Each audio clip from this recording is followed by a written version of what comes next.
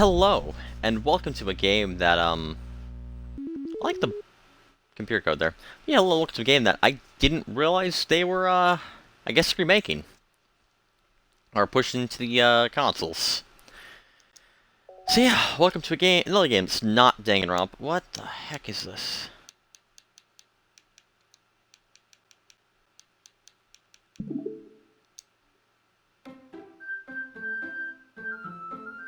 What was that? Alright, but yeah, hello to a game that's not crosscode. I've almost finished crosscode, and eventually I'll upload that. And you'll finish that game, but not there yet. So instead we do another game with voice act, where there's 4 female characters, which I have to voice. So yeah, so just full disclosure here, I do know about this game, not story-wise or anything of that nature, but effectively I know that this is a game that is, it's a visual novel made to effectively yell if like visual novels. Or dating sim, I guess. Dating sim is probably the better phrase in there, but whatever. So yeah, let's get right into this. New game.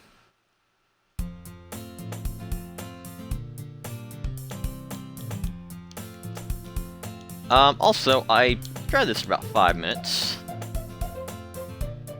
and couldn't say more than 3 words at a time. So I restarted this. Last time asking for a name, so I picked Kimmy. Guess it's not gonna make me do that again. Guess I can't just do a full restart, and that's probably what that original screen was for. Because that did that the first time. So maybe I screwed something up by doing that? I don't know. But whatever. Also, I use the menu down there. Whatever. Hey! I see an annoying girl running toward me from a distance, waving her arms in the air like she's totally oblivious to any attention she might draw to herself. That girl's Story. My neighbor and good friend since we were children. You know, the kind of friend you'd never see yourself back in the day, but it's just kind of works out because you've known each other for so long, I guess? I don't know, we used to walk to school together on days like this, but starting around high school, she would oversleep more and more frequently, and I'd get tired waiting up. But she's gonna chase after me like this, I almost feel better off running away. However, I just sigh and idle in front of the crosswalk and let Story catch up to me. I overslept again, but I caught up to you this time. Maybe, but only because I decided to stop waiting for you. You say that like you were thinking about ignoring me. That's mean, Kimmy. Well, if people stare at you for acting weird, then I don't want to think that we're a couple or something. Fine, fine. But you did wait for me after all. So I guess you have to... Can I enlarge the text? I guess you have to... I guess you don't have it in you to be mean if you wanted to. Whatever you say, sorority. Oh, here we go. I want to enlarge the text.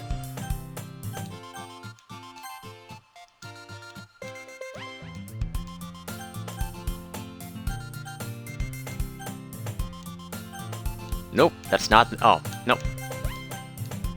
You can auto-forward time and text speed, and that's about it. Alright. Oh, well. Where do you say, sorority? We crossed together and made our way to school. As we draw near, the streets became increasingly speckled with other students making their daily commute. By the way, Kimmy, have you decided to join a club yet? A club? I told you already. I'm not interested in joining any clubs, you know. I haven't been looking either. That's not true. You told me you wanted to join a club this year. Did I? I'm sure it's possible I did, but in one of our main conversations where I dismissed to go along with what she's going on about, Suri likes to worry a little too much about me when I'm perfectly content just getting by on the average. Getting by on the average. What does that mean? Who says that? feeling going crazy reading this because it makes no sense in my mind, but oh well. But yeah, well, I'm perfectly content just getting by on the average while spending my free time on games and anime. I was talking about how I'm worried that you won't learn how to socialize or have any skills for college. Your happiness is really important to me, you know? And I know you're happy now, but I die at the thought of you becoming a neat... What does that mean? A neat? In a few years because you're not used to the real world. A neat. Sure. No, I don't trust you at all. Don't make me keep worrying about you. Alright, just speak in English, please. I guess I'll join a few clubs, makes me happy. But no promises, though. Well, you at least promise me you'll try a little? Yeah, I guess I'll promise you that. Yay! Why do I let myself get lectured by such a carefree girl? More than that, I'm surprised I've let myself relent to her. I guess seeing her worry so much about me makes me want to ease her mind, at least a little bit, if she does exaggerate everything inside her head. Today's the first... God, where did I get first from? Where's first in that dialogue? Oh, jeez, there's more reading this than freaking Roscoe, that's for sure. Could be playing that. No, I'm playing a visual novel. I guess I'll put Goth Talk, but still.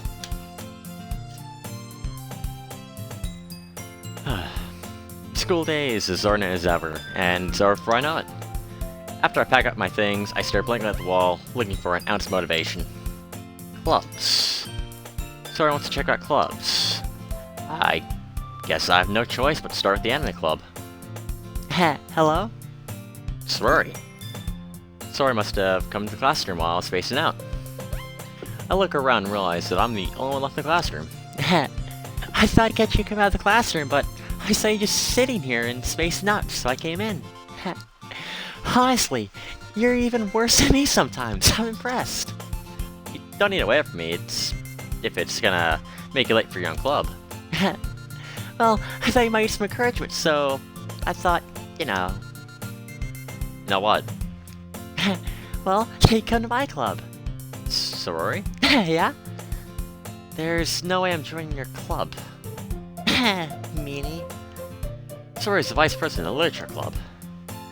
Not that I was ever aware that she had any interest in literature. In fact, I'm 99% sure she only did it because she thought it would be fun to help start a new club. Since she was the first one to show interest after the one who proposed the club, she inherited the title of vice president. That being said, my interest in literature is guaranteed to be even less. Yeah, I'm going to the anime club. Come on, please. Why do you care so much anyway? Well, I kinda told the club yesterday how you bring in a new member. And, another Japanese name I don't know how to pronounce. Natsuki. Alright. And Natsuki made cupcakes and everything! Don't make promises you can't keep. I can't tell if Sori is really that much in her head, or she's so cunning as to have it all planned out. Fine, I'll stop by for a cupcake, yeah? Yes, let's go! And thus today marks the day I sold my soul for a cupcake. I dejectedly followed Sori across school and upstairs, a section of the school I rarely visit. Sori, full of energy, swings open the classroom door. Everyone, the new member is here! I told you, don't call me a new member. I glanced around the room.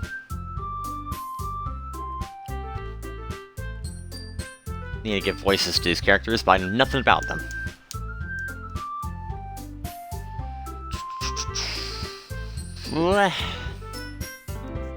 Hello. Welcome to the Literature Club. It's a pleasure meeting you. Sarai says nice things about you. I don't have enough female voice for this game. Why did I choose this? Good God.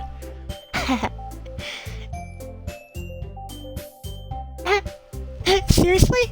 You brought a boy? Way to kill the atmosphere. Can't tell if she looks more like a murderer than the purple-haired one. I can't tell. I don't know who to give my freaking murderous assassin voice to anymore. Ah, Kimmy. What a nice surprise. Welcome to the club.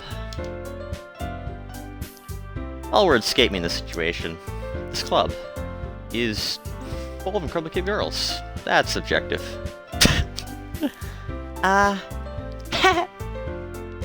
God, doing her voice is tough.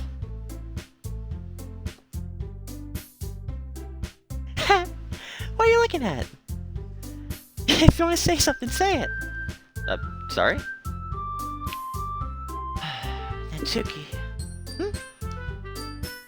The girl with the sour attitude, whose name is apparently Natsuki, is the only one I don't recognize. Her small figure makes her look like a first-year student. She is also the one who made cupcakes, according to Rory. Oh, Jesus. I can't tell who's who. They all have different colored hair, but still... Wait. No, it's different than the other girl. Okay, I guess... Okay, whatever.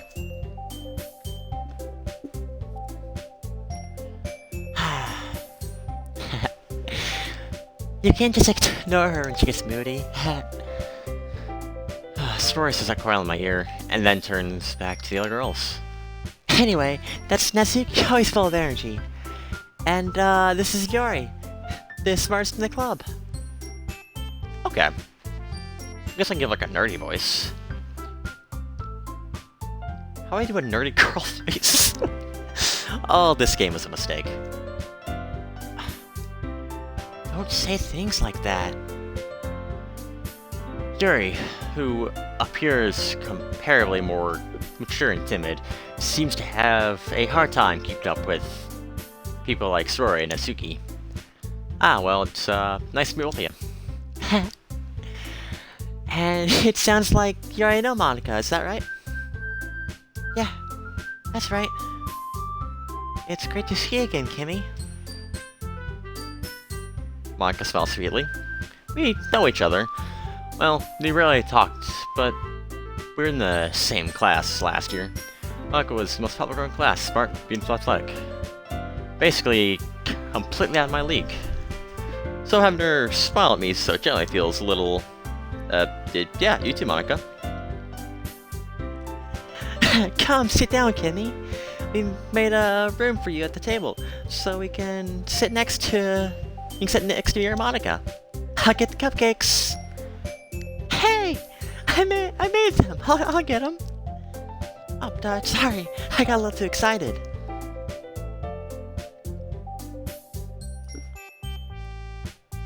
I'll just give her a robotic voice.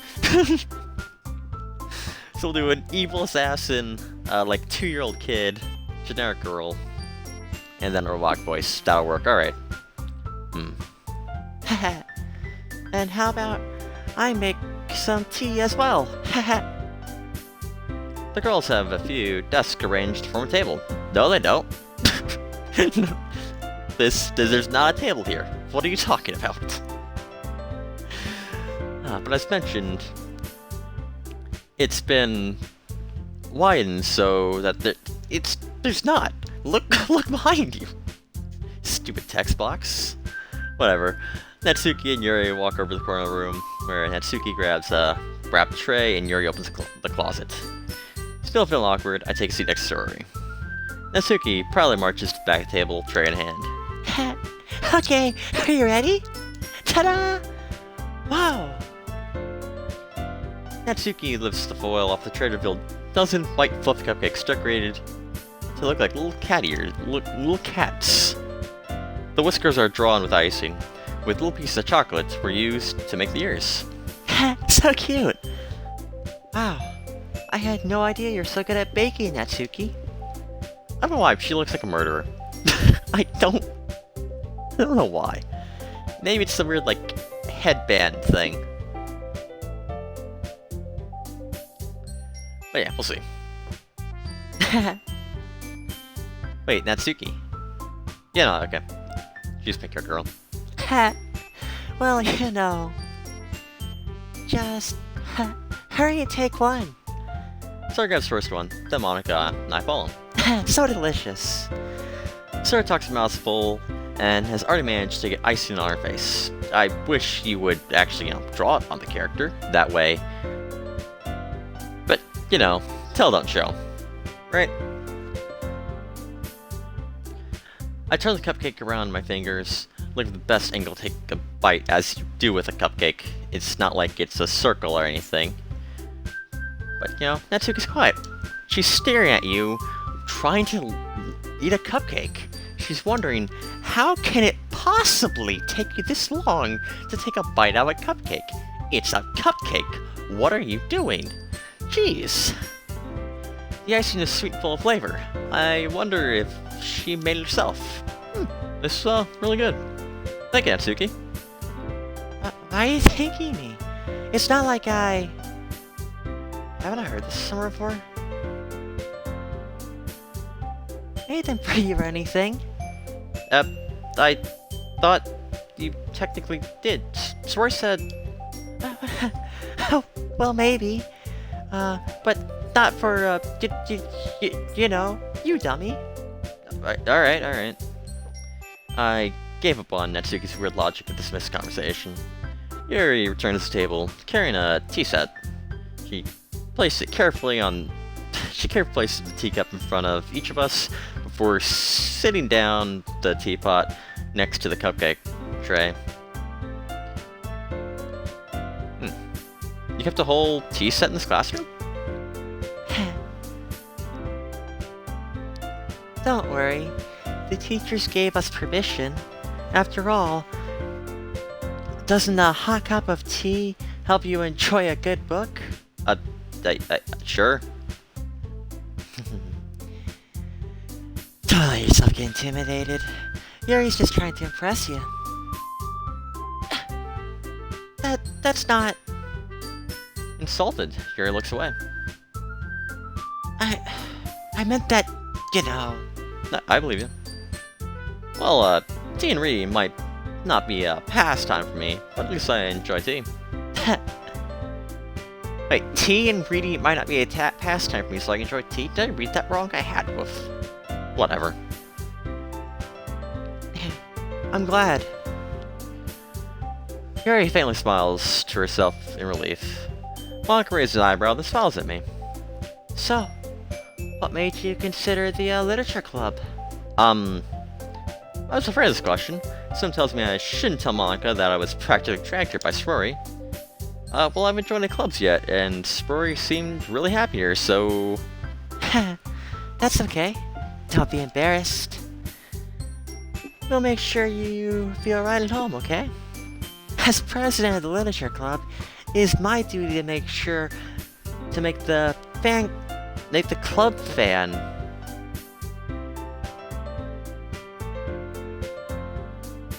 It is my duty to make the club fan exciting for everyone. Fun. No, that does make sense. I just didn't read the word fun. Okay. Let's try again. As president of the literature club, it is my duty to make the club fun and exciting for everyone. Monica, I'm surprised. How come you decided to start your own club? You could possibly be a board member for any of the marriage clubs. Were you the leader of the debate club last year? Well, to be honest, I can't stand all of those politics around the major clubs.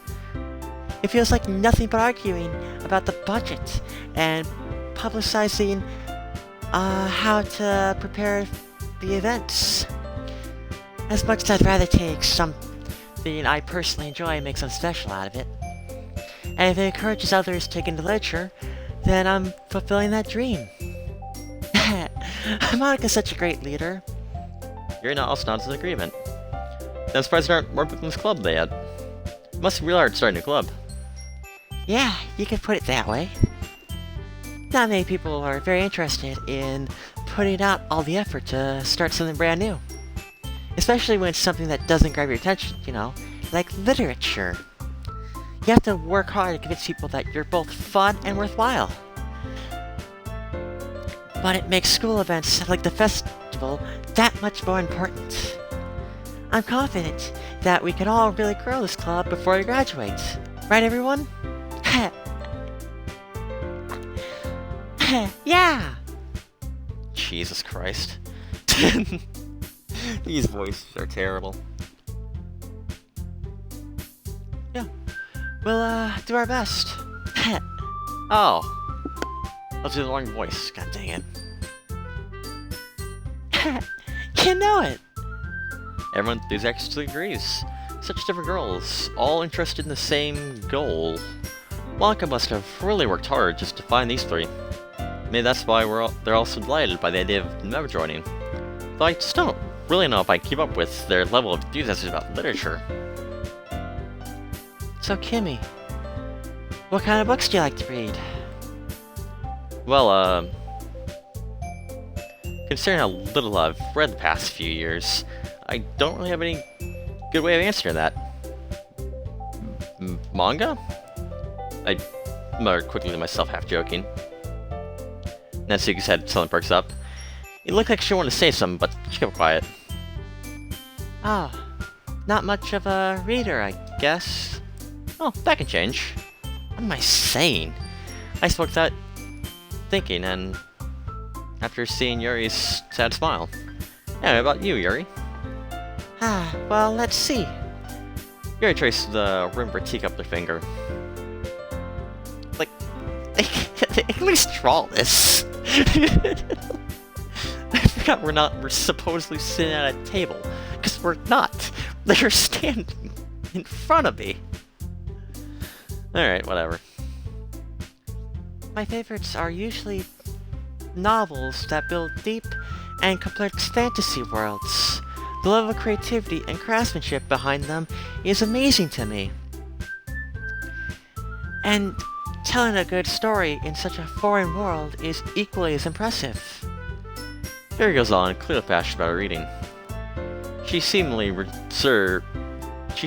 so reserved and timid since the moment I walked in, but it's obvious by the way her eyes light up that she finds her comfort in the world of books, not people.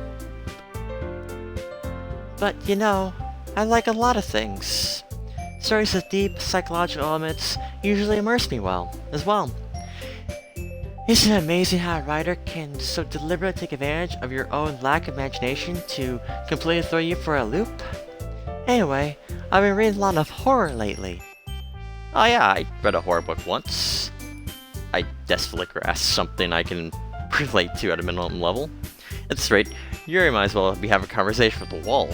I know it said rock, but wall makes more sense. Who talks to a rock?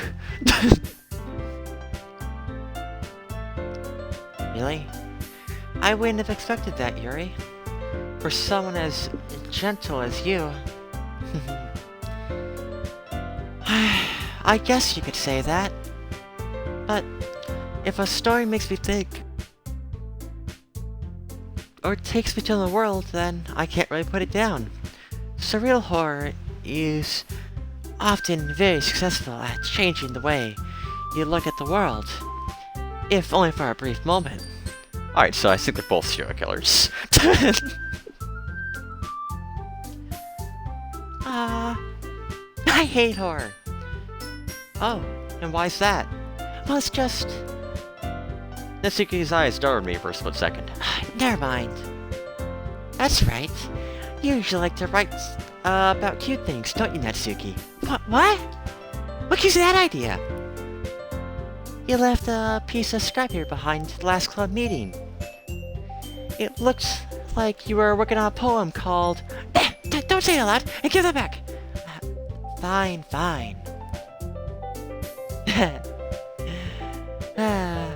Your cupcakes, your poems. Everything you do is just as cute as you are. Sora slides up behind Natsuki and puts her hands on her shoulders. I'm not cute. Natsuki, you write your own poems? Well, I guess sometimes. Well, why do you care? I think that's impressive. Why don't you share them sometime? Yeah, no. Natsuki averts her eyes. You wouldn't like them. Not a very confident writer yet. I understand how Natsuki feels. Sharing the level of writing takes more than just confidence. The truest form of writing is writing to oneself. You must be willing to open up to your readers, exposing your vulnerabilities and showing that even the deepest reaches of your heart. Do you have any writing experience too, Yuri? Maybe if you share some of your work, you can set an example to help Natsuki feel comfortable enough to share hers. I guess it's the same for you, Yuri. I want to read everyone's poems. We sit in silence for a moment. Okay, I have an idea, everyone. Natsuki and Yuri look quizzically. I guess I was expecting. Picking a game for literature in the title, but like quizzically.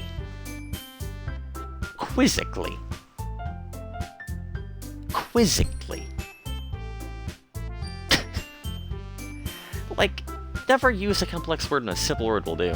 Jesus Christ. Let's all go home and write a poem of our own. Oh, our cheesy voice. Then, next time we meet, we'll all share them with each other. That way, everyone is even. Yeah, let's do it!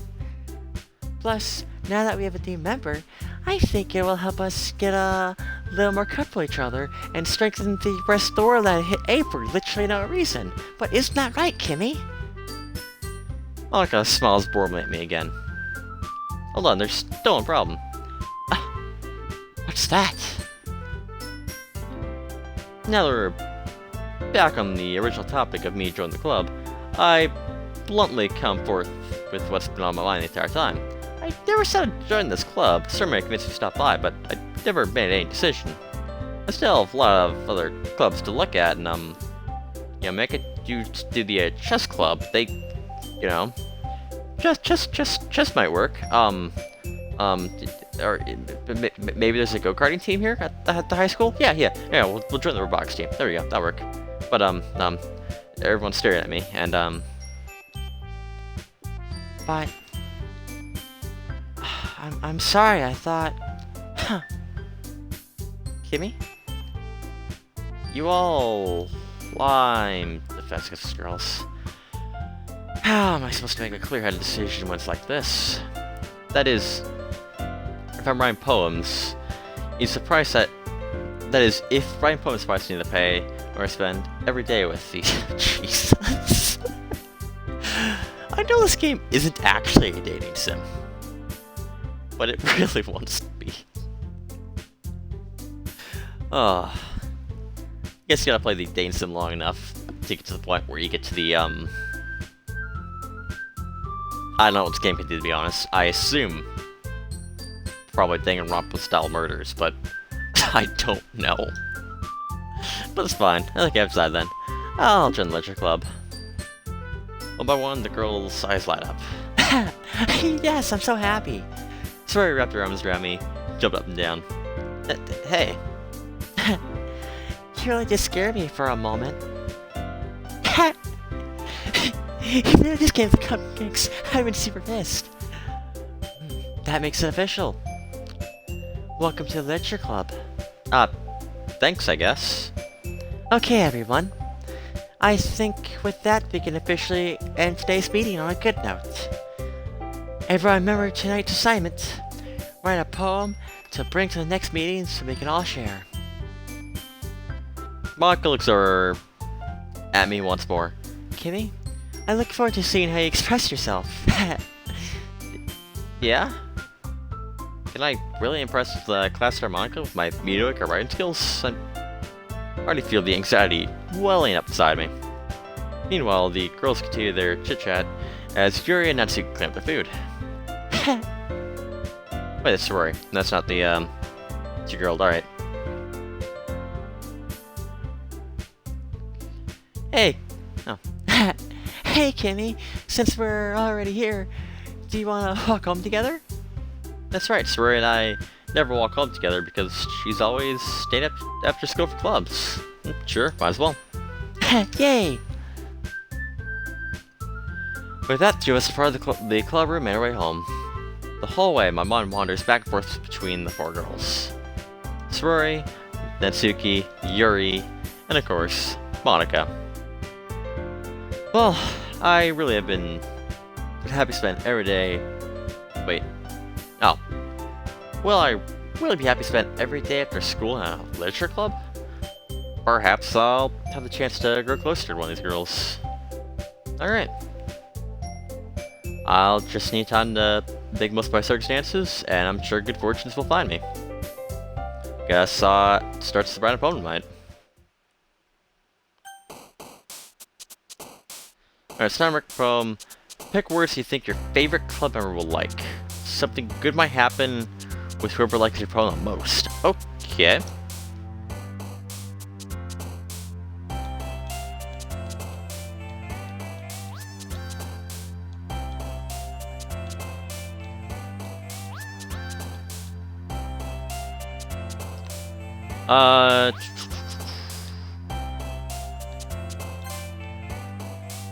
Okay, so she's a murderer. Got it. Explode. Yep, okay. What else sounds murderous? Variance. I like variance there. Lust? Grief, lust, or variance? Dang it. Horror. Okay.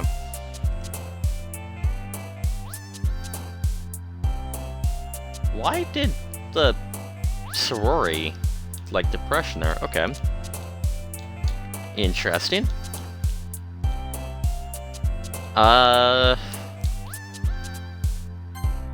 Despise. Okay.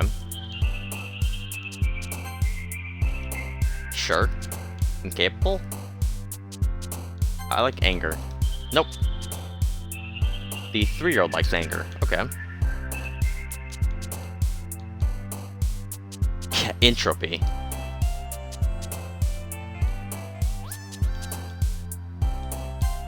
Captive?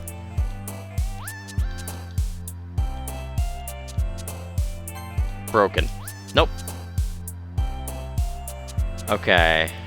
So, Spori's apparently incredibly depressed, I guess? Interesting. No idea what that word even means.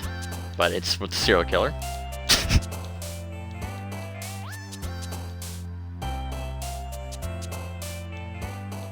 Yep, got an achievement.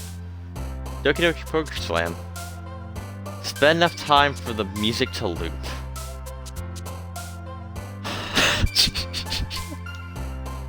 I don't think I've been even taking that long.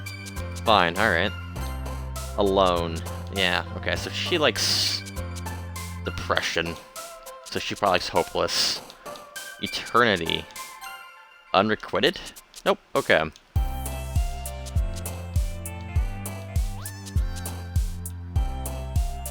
I don't see any murderous words here. What? What?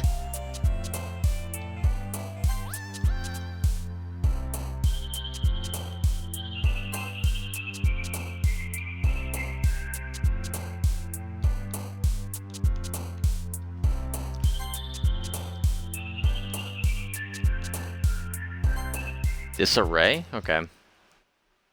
Oh, it's not give us like a score? Alright, whatever. Hi again, Kimmy. Glad to see you didn't run away on us. Nah, don't worry. This might be a little strange for me, but I at least get my word. Look, well, I'm back to Literature Club. I was last come in, so everyone else is already hanging out. Thanks for keeping your promise, Kimmy. I hope this isn't too overwhelming of a commitment for you. Make sure you dive headfirst into the literature when you're not accustomed to it. Oh, come on! Like he deserves any slack. Sora told me you didn't even want to join any clubs this year. Our last year, too. I don't know if you plan on just coming out here and hanging out or what. But if you don't take it seriously, then you won't see the end of it.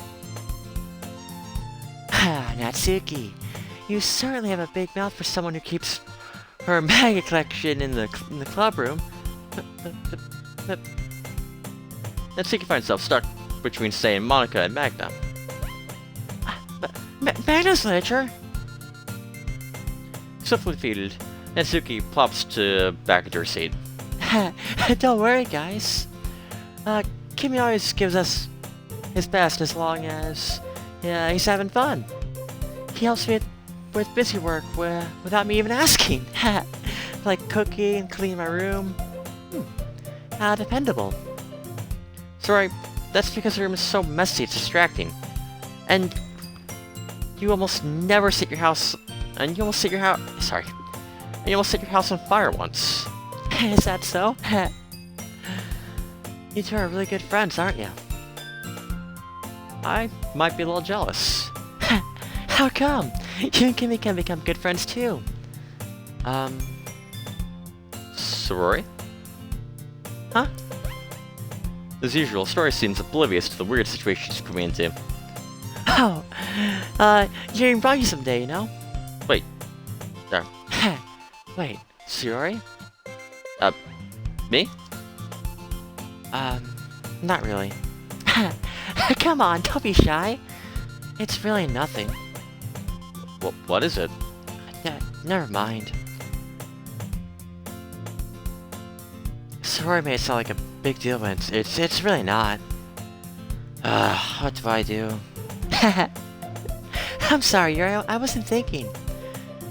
I guess that means it's up to me to rescue this situation.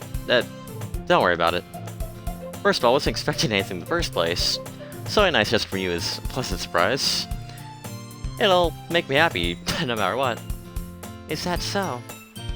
Yeah, I won't make it a big deal if you don't want it to be. Alright, well, here. Here reaches your bag, pulls out a book. I didn't want you to feel left out, so I picked out a book that I thought you might enjoy. It's a short read, so it should keep your attention, even if you don't usually read. And you know, you could discuss it if you wanted. This is... How is this girl accidentally being so... What is this dialogue? That's not helpful. God dang it.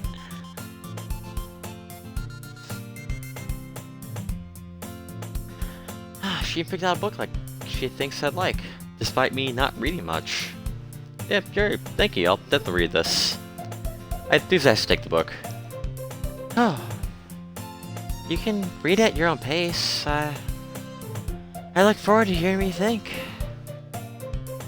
Now I'm settled in. I expect Monica to kick off some scheduled activities at the club. But that does seem to be the case. Sora and Monica are having a cheery conversation in the corner. Yuri's face is already buried in a book. I can't help but notice her intense expression, like she's waiting for this chance. Meanwhile, Natsuki is rummaging around the closet. I'm curious to talk to Yuri a bit more, but at the same time, I'd feel bad for distracting her from reading. I catch a glimpse of the cover of her book. It looks like the same book she's lent me. More than that, she seems to be on the first few pages. Ah. Crap, I think she noticed me looking at her. She sneaks a glance at me, and our eyes meet for a split second. But that only makes her hide her face deeper into the book. Sorry. I was spacing out. I mutter this, seeing as I made her uncomfortable. Oh, it's fine. If I was focused, then I probably wouldn't have noticed it in the first place. But I'm just rereading a bit of this, so... That's what you gave me, right? I wanted to reread some of it. Not for any particular reason. Just curious. How come you have two copies of the same book? Well, I stopped by the bookstore yesterday. That's not what I meant. I mean, I just happened to buy two of them. Okay, yeah, sure. There's something very obvious that Yuri isn't telling me here, but I decided to let it go. I'll definitely start reading it soon. I'm glad to hear. But once it starts to pick up, you might have a hard time putting it down. It's a very engaging and relatable story. Is that so? What's it about anyway? Well, Yuri closes the book and scans her eyes over the back. The book is titled Portrait of Markov. There's an ominous-looking eye symbol on the front cover. alright. I just want to make sure I didn't accidentally give anything away. Basically, it's about this girl in high school who moves in with her long-lost young sister. But as soon as she does, her life gets really strange. She gets targeted by these people who escaped from a human experiment prison. And while her life is in danger, she desperately needs to choose who to trust. No matter what she does, she ends up destroying most of her relationships, and her life starts to fall apart. That's kind of, it's kind of dark, isn't it? You made it sound like it's gonna be a nice story, so that dark turn came out of nowhere.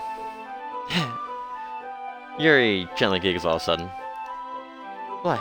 Are you not a fan of that sort of thing, Kimmy? No, it's not that. I mean, I can definitely enjoy these kind of stories, so don't worry. I hope so. Yeah, I totally forgot that Yuri's into those things. She's so shy and reclusive on the outside, but her mind seems to be completely different. Yeah. It's just those kinds of stories. They challenge you to look at life from a different, strange, new perspective. When these horrible things happen, not just because someone wants to be evil, but because they have their own goals, or their own philosophy that they believe in. Then suddenly, you thought you relate to a protagonist. They're only made out to be naive. Or, they're made out to be naive. The naive one for letting their one-sided morals interfere with the villain's plans. I'm rambling, aren't I? Not again. I'm sorry. Hey, don't apologize. I haven't lost interest in anything. Well, I guess it's alright then. But, I feel like I should let you know that I have this problem. When I let things like books and writing from my thoughts, I kind of forget to pay attention to the people. So if I end up saying something strange, please stop if I start talking too much. I really don't think you need to worry. That just means you're passionate about reading. The least I can do is listen. It's a literature club after all. Yeah, well, that's true. In fact, I might as well get started reading it, right? You don't have to. What? What are you saying? Just a moment ago you said you were looking forward to it. Just me... Let me just get the book. I quickly retrieved the book that I had put in my bag. Alright, is it fine if I sit here? I slip into the seat next to Yuri's. Yeah? Are you sure? You seem a little apprehensive. I'm sorry. It's not that I don't want you to, it's just, I'm not very used to, that is, reading in company with someone else. I see. Well, just tell me if I end up being distracted to you or anything. Alright. I open the book and start the prologue. I soon understand what Yuri means about reading company. It's as if I can feel her presence over my shoulders as I read. It's not particularly a bad thing or anything, but, like, it's a little distracting. But it does feel somewhat comforting. Yuri in the corner of my eyes. I realize she's not actually looking at her own book. I glance over. It looks like she's read from my book instead. Sorry. I just, Jerry, you apologize a lot, don't you? I do? I'm sorry. I'm sorry, I didn't mean to, I'm sorry, I mean, Here, this should work, right? I slide my desk until it's up against Yuri's, and then I hold the book between the two of them. I suppose so. Yuri timidly closes her own copy. Once we lean each other a bit, our shoulders almost touching. It feels like my left arm is in the way, so instead I use my right hand to hold the book open. Huh. I guess that makes it difficult to turn the page. Here.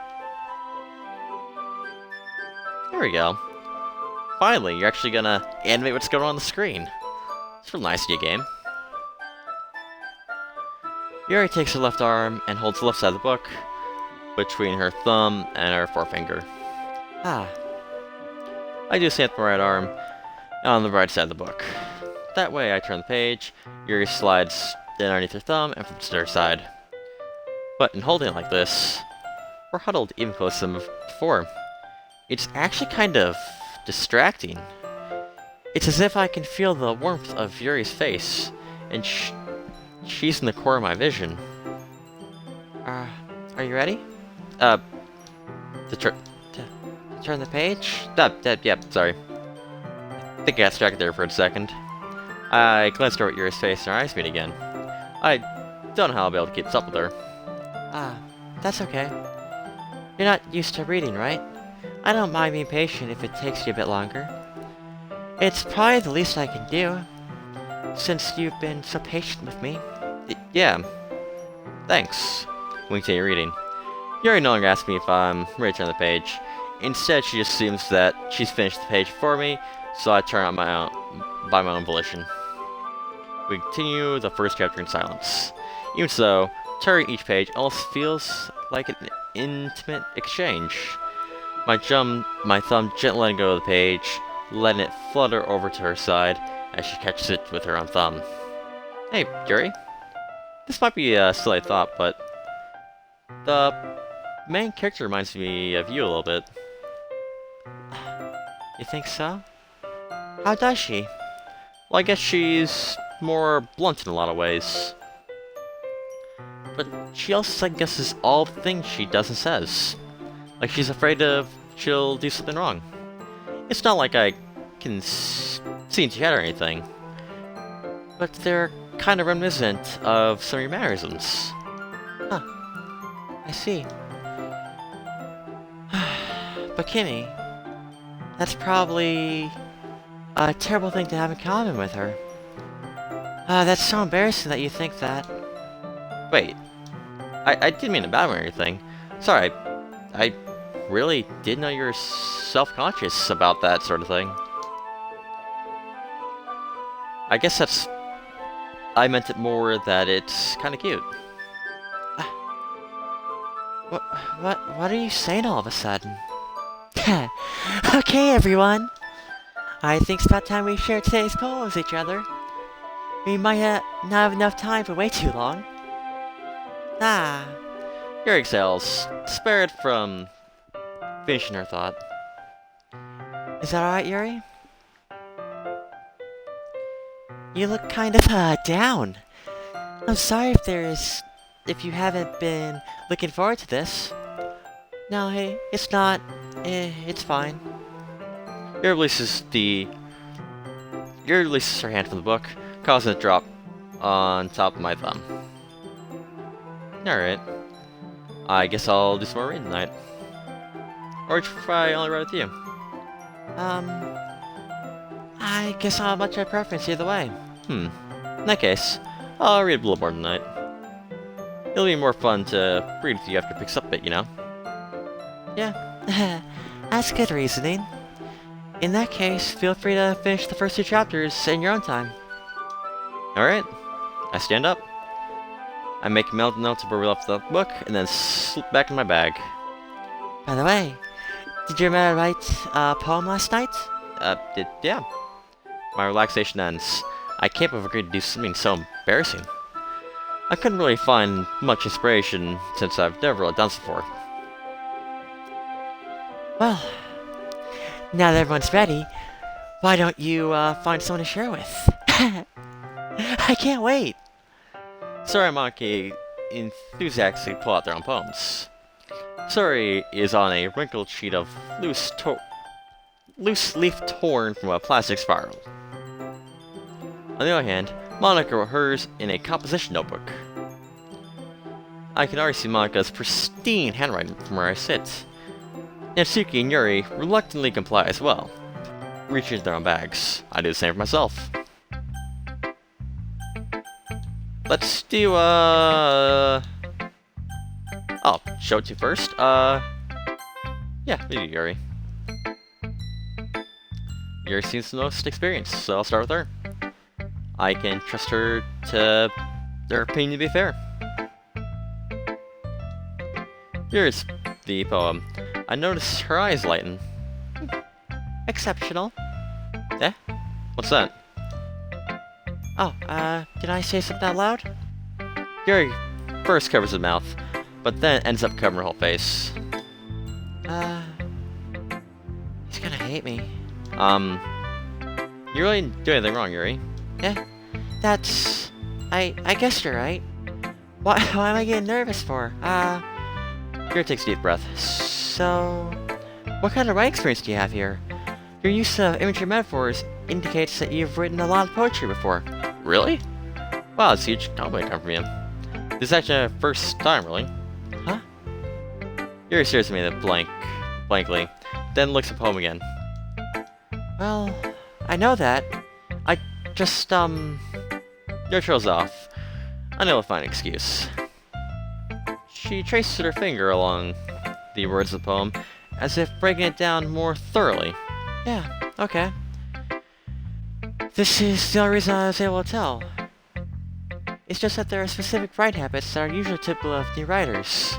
And having been through that myself, I kind of learned to pick up on them.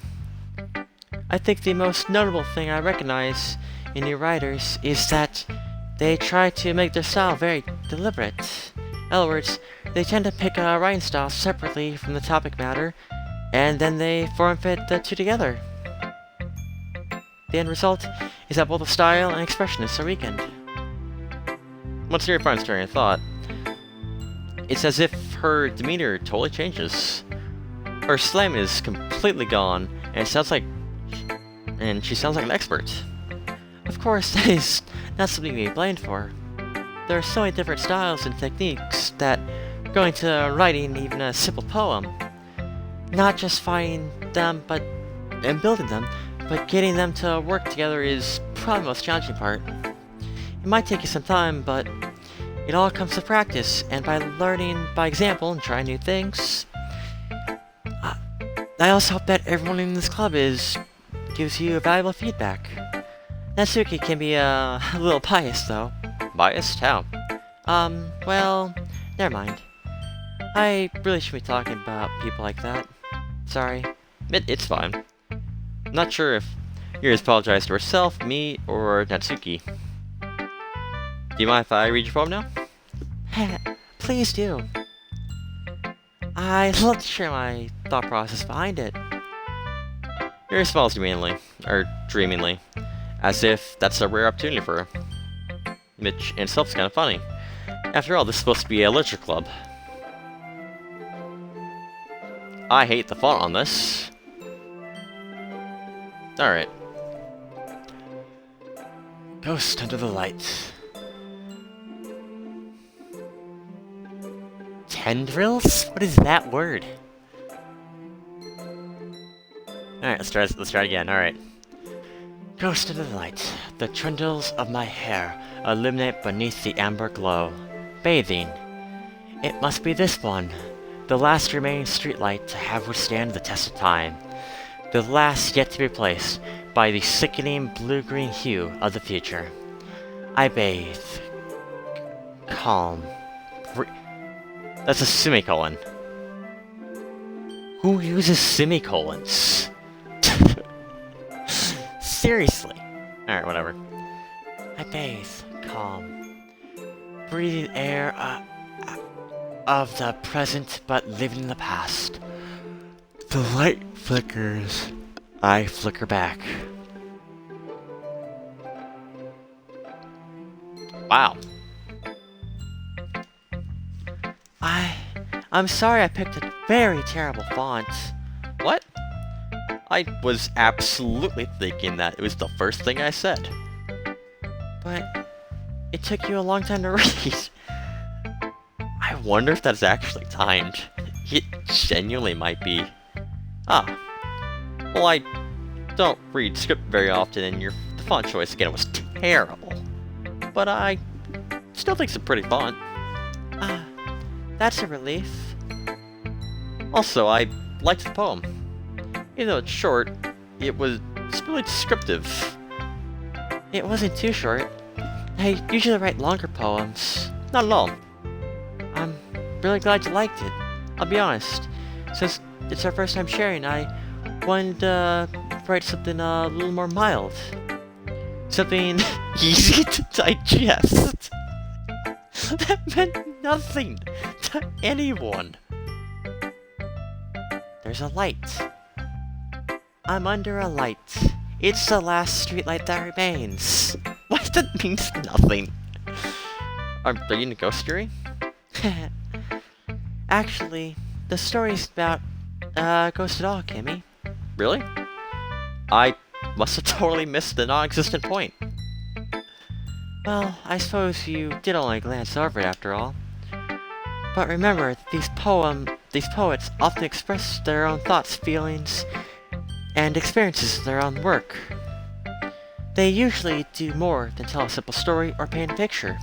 In this case, perhaps the subject of the poem is only being symbolically compared to a ghost. That is more than I picked up from it. Lingering in her last remaining place of comfort, unable to let go of the past. Soon to be left with nothing. That's a lot more solemn, put it that way. I hadn't thought of that. That's impressive. It's nothing, really. Yours is impressive too, so... Nah. If anything, I could probably learn a thing or two from you. You think so? I mean, of course. You know, I was really nervous about doing all this, but in the end, I enjoyed it. I'm gonna keep doing my best for you, Kimmy. Me too. Let's do, sorority. The apparently depressed girl. It's a good poem, Kimmy. Are you sure it's your first time? Yeah, of course. It's not that good. I'm the kind of guy who would be writing poems in his spare time. I guess you're right, but that's why it impressed me. Well, to be honest, I was afraid that you wouldn't take it seriously, or that you wouldn't write one at all. I'm just happy you wrote one. It reminds me of how you're really part of this club now. Not to mention the fact I'm standing here right in front of you in this club room. Well, of course. I'm not really into it yet, but that doesn't mean I'll break a promise. See? Just like I said before, Kimmy. Deep down, you're not so selfish at all, you know? Try and do things like this for other people. That's something that only really good people do. Thanks, Rory. Not sure if Rory sees the full picture of my motive here. Then again, I can't deny she's part of the reason I joined. Knowing how much this means to her and all. Yeah. I guess I'll have to make sure you have lots of fun here, okay? That's my way of thanking you. Alright. I'm gonna hold you to that, okay? Yay! Now you read my poem to you, right? Don't worry, I'm really bad at this. Well, we'll see about that. Dear sunshine, the way you glow through my blinds in the morning, it makes you feel like you miss me. kiss my forehead to help me out of bed, making rub the sleepy from my eyes. Are you asking about the play? Are you trust me to wish away a rainy day? I look above, the sky is blue. It's secret, but I trust you too. If it wasn't for you, I could sleep forever, but I'm not mad. Sorry. This just guess, but did you wait until morning to write this? No? Yeah, I did. You can't answer just a little bit to a yes or no question. I forgot to eat it last night. Well, at least it makes me feel better about myself. Don't be mean. I still tried my best. Oh yeah, I didn't mean to say it was a bad poem. Can't real nice, or how should I put it? It sounds just like you. Really?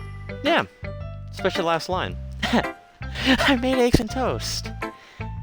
Even though you're late to school? It's bad to skip breakfast. I get all cranky. Well, there's no point in arguing. Thanks for showing me. It's so much fun. Monica's the best. Yeah? Next time, I won't forget. I'm gonna write the best poem ever.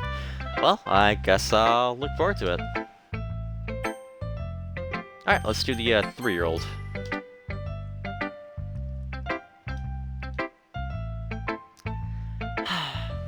Keep your activities club seriously and go home. What? Harsh. What, you put actual effort into this? You think I'm stupid? I'm not a writer. Maybe it's not very good, but yeah, I put effort into it. Well, have to start somewhere, right? If you're still proud of the first poem you ever wrote, then I'd really like to read it. Painful to think about. Fine. Oh, you'll get better anyway. I'll tell you what to improve on, but you're better off just trying again. Fair enough. Well, teach their own, I guess. Anyway, I guess I gotta share mine now. Knowing you, you'll probably think it's stupid. Eagles can fly, monkeys can climb, crickets can leap, horses can race, owls can seek, cheetahs can run, eagles can fly, people can try. That's about it. Yeah? I told you were gonna like it. It sounds like a 3-year-old wrote. Oh, you are 3. But the disclaimer at the beginning of the game says that you're at least 18. In high school. I guess for his seniors that would work. Never mind. That's not a discrepancy. Okay, never mind. Carry on. What? Just be honest. Why are you so convinced that I wouldn't like it just because I didn't? Well, because everyone in high school thinks that writing has to be all sophisticated and stuff. Some people though. I need to work on her voice, because I want to do a little kid voice, but I want to do that as a female voice.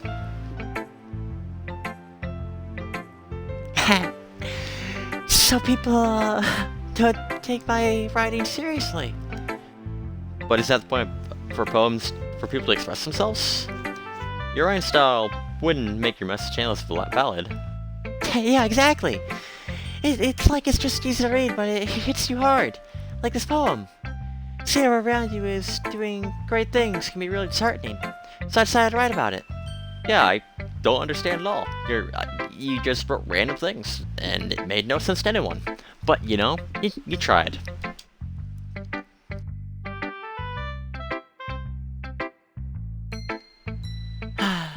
But the nice thing about writing simple poems is that it puts more weight in the actual wordplay. Like, I set up for a rhyme at the end, and then I made it fall flat on purpose. I didn't even notice. Even up to bring out that last line. I have already forgotten the last line. But, you know, sure you put more thought into this than I realized. That's what it means to be a pro. I'm glad you learned something. Didn't expect that from the youngest one here, did you? Yeah, well, I guess not. I decided to humor with the last comment. I don't really care how old everyone is, but if Natsuki is feeling proud, then I won't take that away from her. Alright, Monica's last. Hi, Kimmy. Having a good time so far? Yeah? Good. Glad to hear it. By the way, since you're new here and everything, if you ever have a suggestion for the club, like new activities or things that we can do better, I'm always listening. Don't be afraid to bring things up, okay? Alright, I'll keep that in mind. Of course I'm gonna be afraid to bring this up. You're gonna stab me. You're holding freaking scissors in your hand, it feels like. You're just gonna stab me with them. Freaking just genocide a show. Alright. How much better off just going with the flow and tell them we're settled in? Anyway, want to share your poem with me? It's kinda embarrassing, but I guess I have to. Don't worry, Kimmy. We're all a little embarrassed today, you know? But it's that sort of barrier that we'll all learn to get past soon. Yeah, that's true. I hand Monica my poem. Great job, Kimmy. I was going, ooh, in my head while reading it. It's really metaphorical. I'm not sure why, but I didn't expect you to go for something so deep. I guess I underestimated you. It's easiest for me to keep everyone's expectations low. That way it always counts when I put in some effort.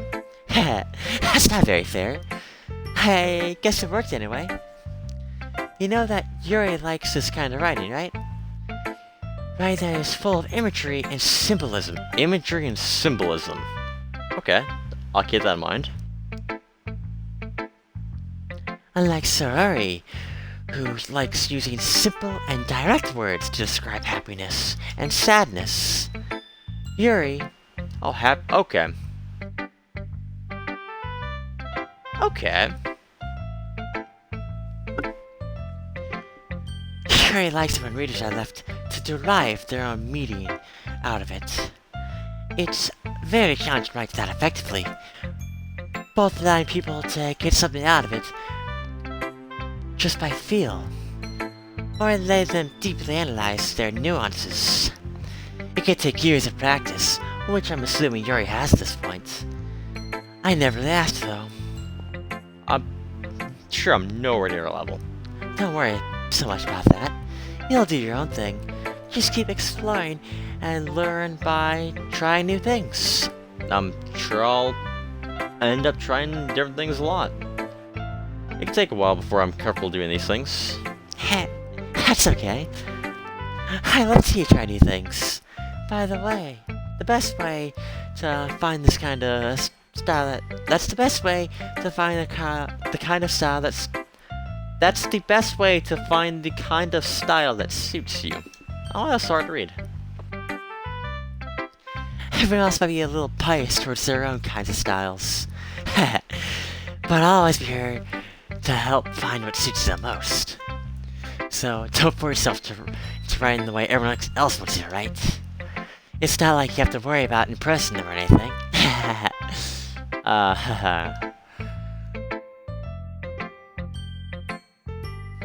Anyway, do you want to read my poem now? Don't worry, I'm not very good. You sound pretty confident for someone who claims you're not very good. Well, that's because I have to sound confident. That doesn't mean I always feel that way, you know? No, I don't know. But that's fine, let's just read it then. Hole in the wall. I couldn't have been me. See the directions. Hole in the wall. It couldn't have been me. Seeing the direction the spackle protrudes, a noisy neighbor, an angry boyfriend, I'll never know. I wasn't home. I peer inside for a clue. No, I can't see. I reel, blind, like a film left out in the sun. But it's too late. My retinas, already scorched with a permanent copy of the meaningless image. It's just a little hole. It wasn't too bright. It was deep, stretching forever and everything. A hole of infinite choices. I realize now that I wasn't looking in. I was looking out, and he, on the other side, was looking in. So, what'd you think? It's very freeform, I think, so you call it. I'm sorry, I'm not really the right person to ask for feedback. It's okay. Yeah, that's kind of style that's gotten pretty popular nowadays. That is, a lot of poems have been putting emphasis on timing between words and lines. When performed out loud, it can be really quite powerful. What is the inspiration behind this one? Well, that's how to put it. I guess you could say that it's some kind of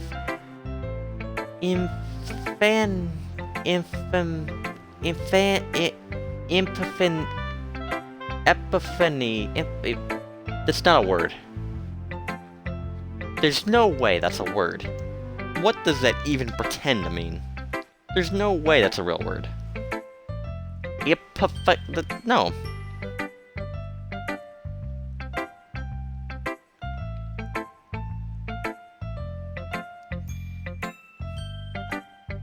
H-A-N-Y.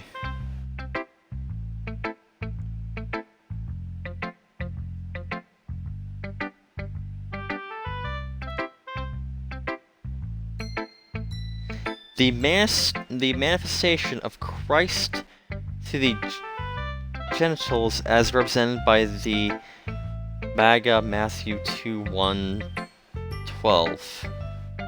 What? Alright, so it's right, it's not a real word. It's been influenced by poems a little bit. An infamy? Yeah, something like that. I'm kinda nervous talking about deep stuff like that because it kinda keeps on coming on strongly. Maybe if everyone is better friends with each other. Anyway, here's Monica's writing tip of the day.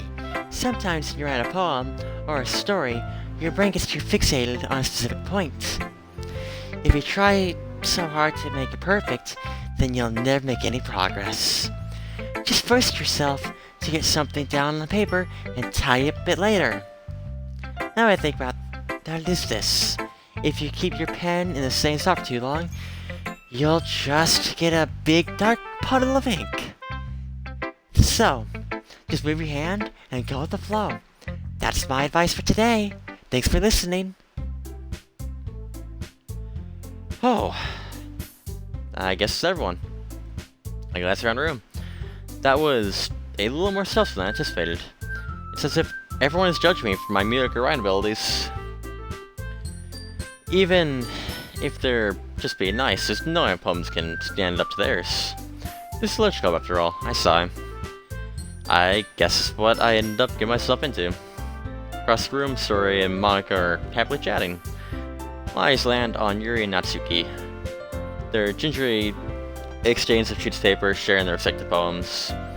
As they read in tandem, I watch each of their expressions change. Natsuki's eyebrows furrow in frustration. Meanwhile, Yuri smiles sadly. What is this language? Did you say something? No. No, it's nothing. Natsuki dismissively returns the poem to the desk with one hand. I guess you could say it's fancy. Thanks. Yours is, I don't know, cute? Cute? Did you completely miss the symbolism or something? Like, it's clear about the feeling of giving up. Like, how can it be cute? I know that. I just meant the language, I guess? I don't know. It was like a 3-year-old wrote it. What do you want me to say? Like, I was trying to say something nice. It's pretty hard with a poem as crap as yours. You mean you're having a hard time to come up with something nice to say? Yeah. Thanks, but that really ain't come out nice at all. Yeah, I guess I do have a couple of suggestions. Yeah, if I was looking for suggestions, I'd ask someone who, actually liked it. Which, people did, by the way. Sorori liked it, and Kimmy liked it too. Based on that, I'll gladly give you some suggestions of my own. First of all, excuse me? I appreciate the offer, but I spent a long time establishing my writing style.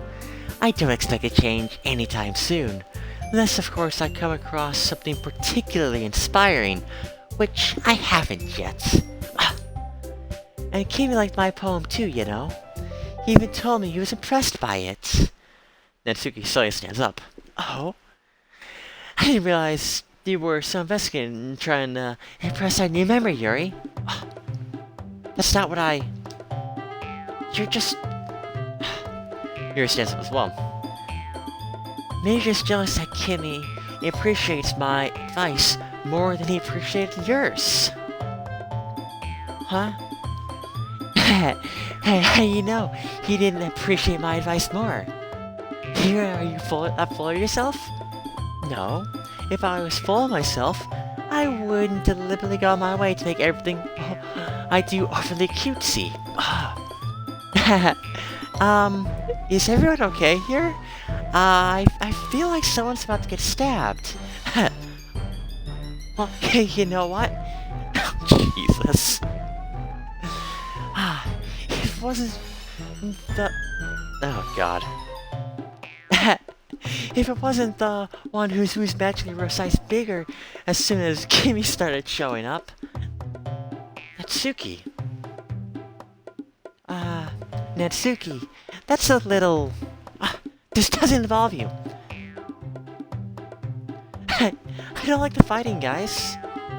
Suddenly, both the girls turn towards me, as if they noticed I was just standing there. Kimmy. She's just trying to make me look bad. That's not true. She started it. If she could get over herself and learn to appreciate that simple writing is more effective, then this would happen in the first place. What's the point in making poems all overly convoluted for no reason? That the meaning should jump out at the reader, not force it to figure it out. Help me explain that to her, Kimmy. Wait. There is a reason we have so many deep and expressive words in our language. It's the only way to convey a complex feeling and meaning the most efficiently. Avoiding them is not only unnecessary limiting yourself, it's also a waste. You understand that, right, Kimmy? Well? How did I get dragons in the first place? It's not like I know literally anything about writing. But whomever I agree with, they'll probably think more highly of me. So of course, I'm gonna go with Yuri, because she liked my poem more, and her poem wasn't completely terrible. Natsuki? You heard that I liked your poem. See? What? Wait. That's not an excuse for something. You shouldn't pick a fight just because someone's opinion is different. That's not what's happening at all. Yuri wouldn't even take my poem seriously. I understand. Yuri? You're a seriously talented writer. There's no secret I was impressed. Well, that's... But here's the thing. No matter how simple or refined someone's writing style is, they're still putting their feelings to it, and it becomes something really personal. That's why Natsuki felt threatened when you said her poem was so cute. I see. I didn't notice that, I'm sorry. Ooh. But Natsuki, you took it way too far. Yuri means well, and you just told her how you felt. This wouldn't have happened in the first place. Are you kidding me? That's exactly what I did. It was her that... Natsuki, I think that's enough. You both said some things that you didn't mean. Yuri apologized. I think you should too. Natsuki clenches her fist. In the end, nobody's taking her side. She's trapped, and at this point, being defiant only because she can't handle the pressure. I even feel bad for her. Sometimes I'm hurt. I help take a walk to clear my head. Sorry, she doesn't need to... You know what? I'm gonna go do that. I'm sorry for having to look at your faces right now. Without worrying, Natsuki snatches her own poem and up from the desk and storms out. On her way out, she crumbs up her poem with her hands and throws it in the trash. Natsuki? She really didn't need to do that. Look across the room. Yuri's chin was buried in her hands while she stares down at her desk. I gingerly approach her and sit in an adjacent chair. Is everything alright? I'm so embarrassed. I can't believe I act like that. You probably hate me now. No, Yuri. How could anyone have gotten frustrated after... How can anyone not have gotten frustrated after being treated like that? You handled it as well as anyone could. I don't think any less to you. Well, alright, I believe you. Thanks, Kimmy. You're too kind. I'm thankful to have you a part of this club now. It's nothing. Oh. And one more thing. That one thing that Natsuki said. About, you know... I would never do anything so shameful, so... Yeah? What thing did Natsuki say? Well, never mind that. I'm gonna make some tea. Oh, good idea. Make enough more than one person, okay? Yeah. Okay, everyone. I think it's just time for us to leave. How did you all feel about sharing poems? Yeah, it was a lot of fun. Yeah, well, I'd say it was worth it. Yeah, I mean... Alright, yeah, well, mostly. Okay, how about you? Yeah, I said same. It was a neat thing to talk about with everyone. Awesome. In that case, we'll do the same thing tomorrow. And maybe you'll learn something for your friends too. So maybe your poems will turn out even better. I think myself, I did learn a little more about the kinds of poems everyone likes. With any luck, that means I can at least do a better job impressing those I want to impress. I know myself with the newfound determination. Kimmy, ready to walk home? Sure, let's go. Suri beams at me. It's truly been a while since Suri and I have spent so much time together. I can't really say I'm not enjoying it either. Suri? About what happened earlier. What do you mean? Yeah, between Yuri and Natsuki. Does that kind of thing happen often? No. That's the first time I've ever seen them fight like that. I promise they're both wonderful people and would never kill anyone ever. You don't hate them, do you? No, I don't hate them. I just want your opinion, that's all. I can see why they'd make good friends with you. Yeah, phew. You know, Kimmy, it's nice I could spend that much time in the club with you. But I think seeing you get along with everyone is what's making me the happiest. And I think everyone really likes you too. That's... Every day is gonna be so much fun. It looks like Suri still hasn't caught onto the kind of situation I'm in. Sure, being friends with everyone is nice, but does it really need to stop there? Well, we'll see what the future holds, Suri. I pat Suri on the shoulder. I said that more to myself than to her.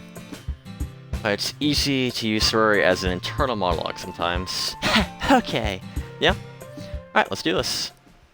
Alright. So complex words that are murder, like invaluable.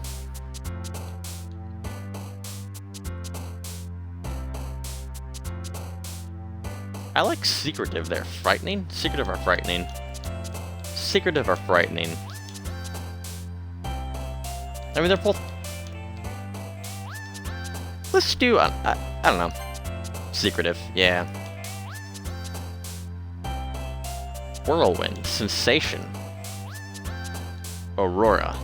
Aurora's gotta be purple, right? Yes. Heaven sent.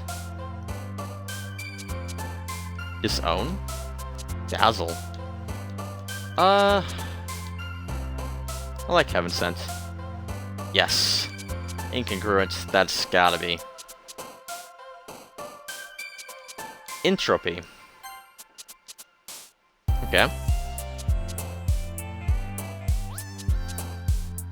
Either mystery or vertigo. Vertigo? Yes.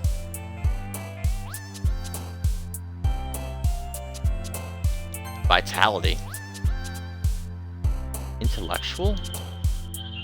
Wait, she liked did she like anxiety? I don't remember. Ambient. Ambient. Ooh, ambient. I don't know what covert even means. Well, it's not a simple word. Wait.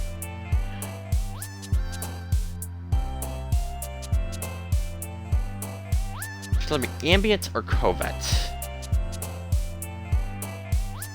I still don't remember about anxiety. I feel like, Sorori liked anxiety, but I don't remember off the top of my head. Ambient. Cobet? What's Cobet? I'm gonna click this and I'll be mad when it's not purple. Yes, alright. Massacre. Incapable. Tragedy? I don't know what counts as a complex word. I've saying capable is kind of complex. Not really.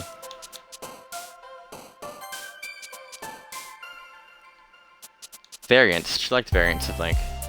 Yes. Essence. Agonizing? I don't know what kawaii even means.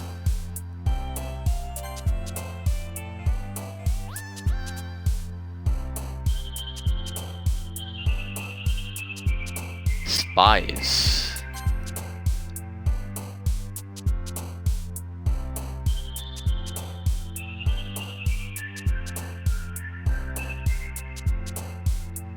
I just gotta be out of trouble here. Contamination. Unrequited. No! Really? Unrequited? Alright.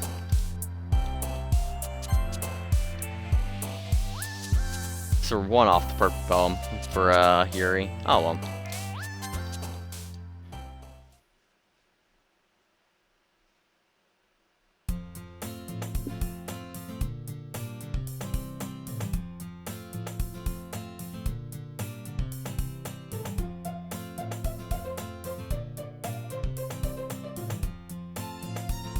Alright. Another day passes, and it's time for the club meeting already. I've gotten a little more comfortable here over the past couple days. Enter the club room, the usual scene greets me. Hi, Kimmy. Yo, sorry. Looks like you're in a good mood today. I'm just not used to you being in the club, that's all. I see. That's a pretty simple thing to get you in a good mood. Well, I guess it's always the simplest things with you, anyway. Speaking of which, I'm kinda hungry. Will you, come with me and buy a snack? No thanks. That's not like you at all. I have my reasons. Why don't you, take a look at your purse, Sorori? Why that all of a sudden? No reason, really. I just want you to look at it. Sorori nervously retrieves her coin purse. She fumbles the latch and gets it open. She turns it upside down and lets its contents spill into the desk. Only 2 small coins fall out. I knew it. I can see right through you, Sorori. That's not fair. How'd you even know? It's simple. If you had enough money in the first place, you've bought a snack before coming to the club room. So either you're not hungry and want an excuse to take a walk, or you plan to completely forget that you spent all your money, so I have to lend you some. But there's one more thing. You're always hungry.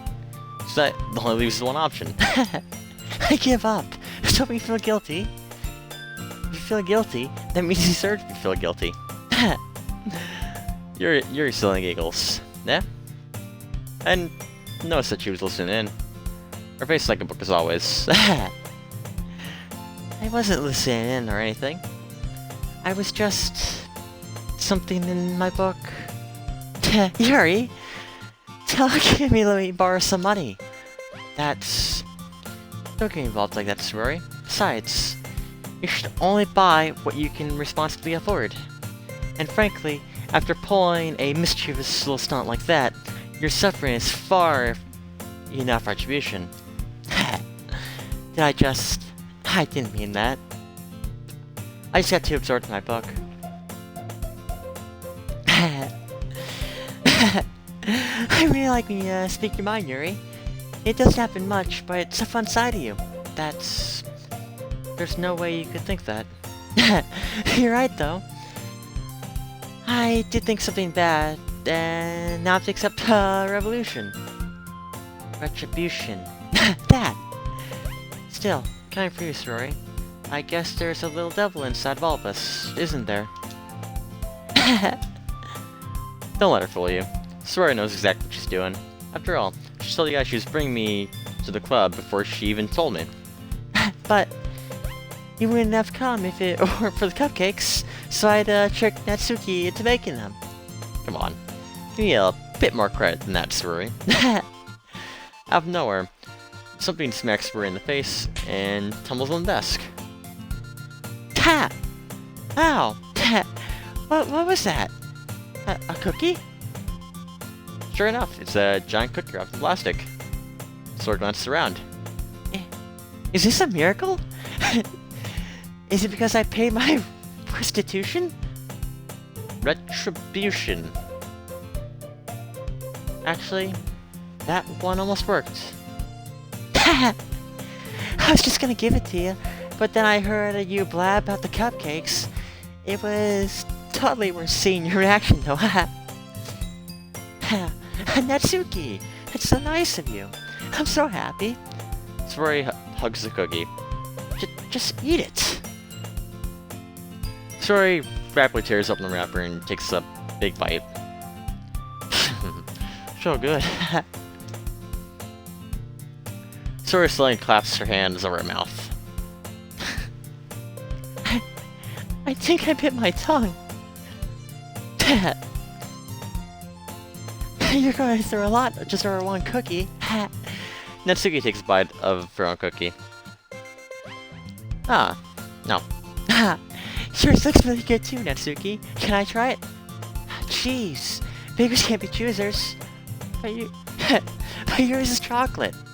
Yeah, why do you think I gave you that one? Fine. Still, I'm really happy you shared some with me. Sorori gets out of her seat and goes behind Natsuki, then wraps her arms around her. Ha, jeez. I get it. Cookie's still in hand. Natsuki reaches up to nudge Sorori off of her. Sorori suddenly leans down and takes a bite out of Natsuki's cookie. Hey! Did you just do that? Mouthful, Sorori trots away to safety. Yuri and I laugh as well. Jeez, you're such a kid sometimes. Monika, can you tell Sorori... Huh? Natsuki glances around. Monika's in the clubroom. Where is Monika anyway? Good question. Have any of you heard anything about her being late today? Not me. Yeah, I haven't either. That's a bit unusual. Hope she's okay. Of course she's okay. She's probably just had to do something today. She's pretty popular after all. You don't think she has a... I wouldn't be surprised. She's probably more desirable than all of us combined. That's true. Excuse me? Suddenly, the door swings open. Sorry, I'm super sorry. Oh, there you are. I didn't mean to be late. I hope you guys weren't worried or anything.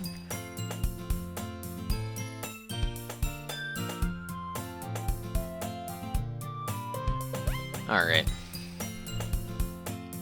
Eh? Monika... Monika chose the club over her boyfriend, that's all. You're so strong-willed.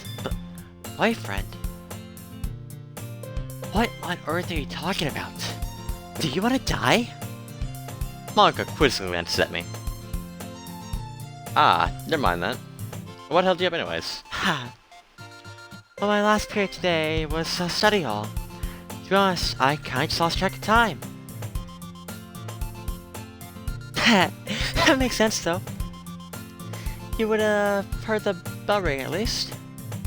I must not have heard it, since I was practicing piano. Piano? I wasn't where you played music as well, Monica. I don't, really. I just kinda started recently. I've always wanted to learn piano. That's so cool. You should play some for us, Monica. That's... Monica looks at me. Maybe one day I'll get a little better, I will. Yay! That sounds cool. I also look forward to it. Is that so? In that case, I would let you down, Kimmy. Monica smiles sweetly. Ah. I didn't mean any pressure or anything like that. Ha, don't worry. I've been practicing a whole lot recently. I'd really love a chance to share once I'm ready. I see. In that case, best of luck. Thanks. Sorry, I miss anything, did I? No, not really. I chose to leave out Sori's mischief escapade. I'm sure Natsuki will end up complaining to her anyway. It looks like everyone has already settled down. Sori somehow already finished her entire cookie. Yuri is back to her book, and Natsuki disappeared into the closet. Hey Yuri.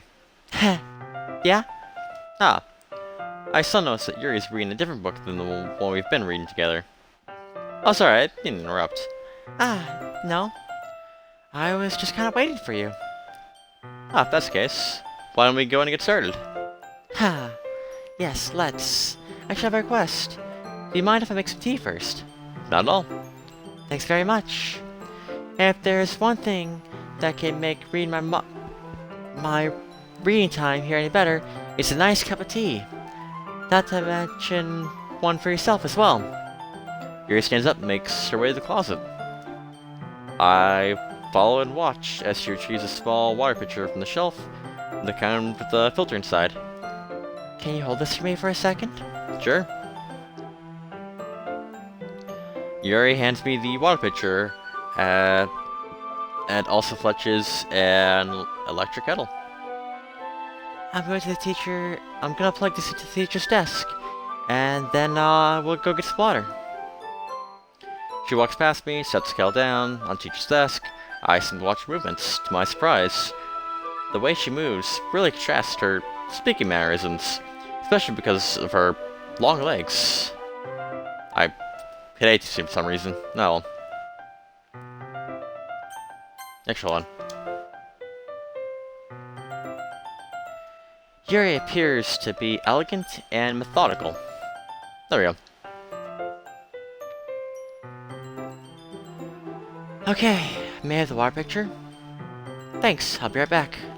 Ah, I might as well walk with you. Yeah, why not? Shall we go then? No. Where are you two off to? We're just, Yuri's gonna make some tea, so... I suddenly realized how weird it sounds to explain this to Monica. We're just filming the water picture. Ah, okay. Sorry, I was a bit curious. That's kind of a one-person job, isn't it? That's, Monica, please just mind your own business for once.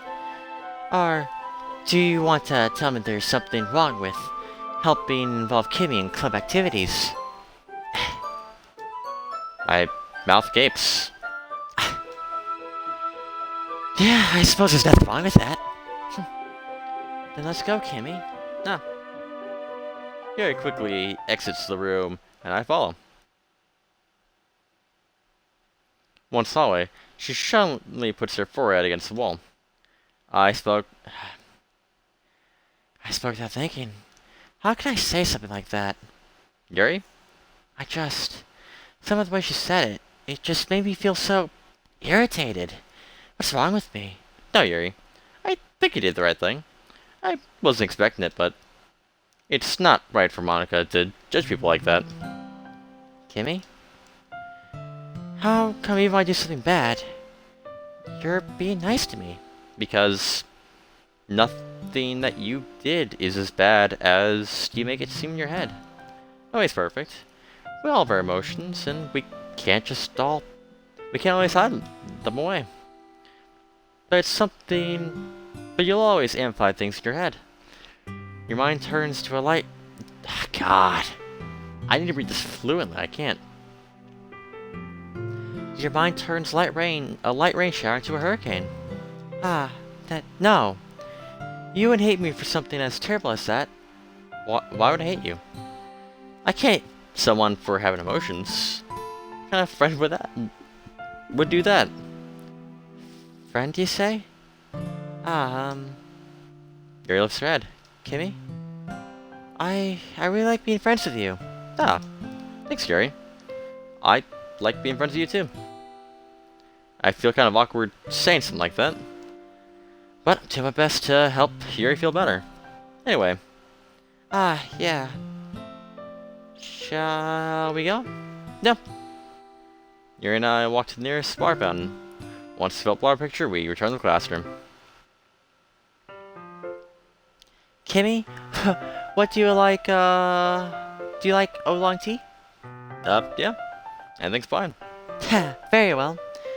Yuri sets temperature to the kettle at 200 degrees. Now it's time to get the teapot. You really do this thing properly, don't you? Of course. I shouldn't do any less when I'm making tea for others. Even if I'm not an expert on tea or anything? In that case, you'll only be more impressed. Perhaps I will. Yuri fetches the teapot and begins measuring the tea leaves. To my surprise, she even starts humming to herself. You must be in a good mood now. Is that so? I was letting it show, and you noticed. I was doing a bit of thinking, and I decided that I would try express myself a little bit more. It turns out it's not very hard for me to do. When it's you who's around, anyway. That's great, Yuri. Just don't push yourself too much, okay? You're always worrying about me, Kim. You're always worrying about me, Kimmy. It's very endearing. Yuri wasn't kidding. I don't even know if I can keep up with this. I watch Yuri pour out a cup of tea for each of us. Kimmy, I have another request. Do you mind if we sit on the floor today? Why's that? It's a little easier on my back. I could reach back against my wall rather than bend over at my desk. Sorry, I didn't realize. No worries. I just have back pain fairly regularly, so I do my best to manage it. Is that so? I wonder why that is. It's folks like because of my Your posture, right? Always hunched over like that while reading. Yeah. I have a terrible reading posture, so that's why we sit on the floor. Fair enough. I'll go ahead and get this book. I retrieved the book from my bag. I have chocolate as well. It's a bag of small chocolate candies I kept hidden from Story's candy radar. I take it since it'll go well with tea. Yuri and I sit against the wall, teacups at our sides. As we sync, we resume the same reading position as last time, each holding one half of the book. Except this time, our bodies are even closer to each other. I can't see too well. Yuri sides closer until our shoulders are touching. How am I supposed to focus on reading like this? Yuri's always kind of cute, but when she's being less apprehensive, it's almost as if it's more than I can handle. Your teacup. Yuri's hands me my teacup. Hold it with my hands. Oh man, that's not touching the book. I end up in a position that makes it even harder to focus.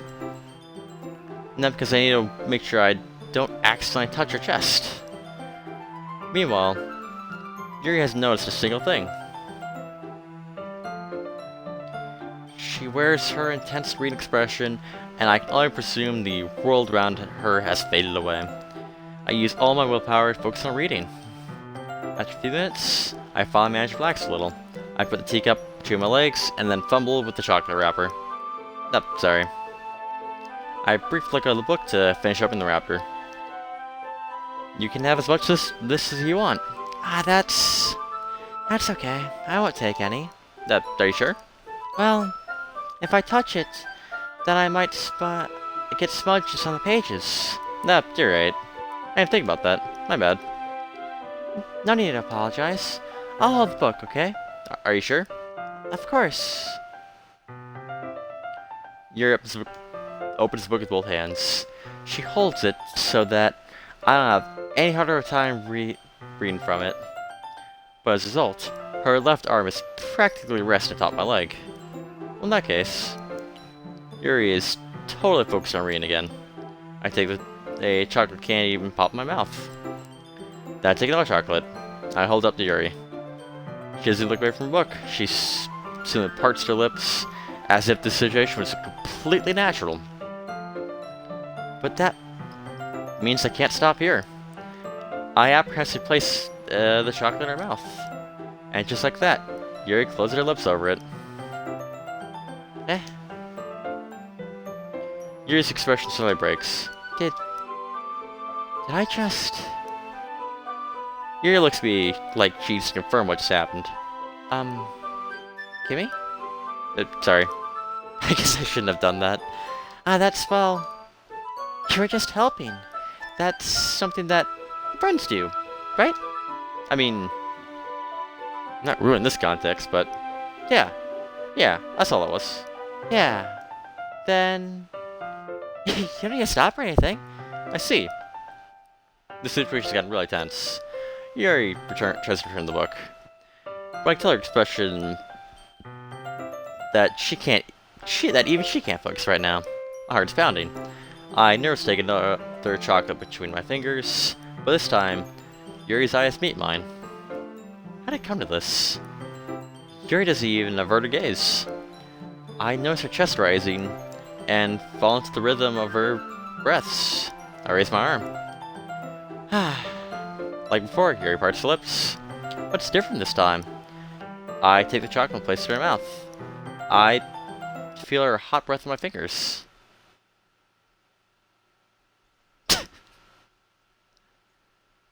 That was a interesting jump cut.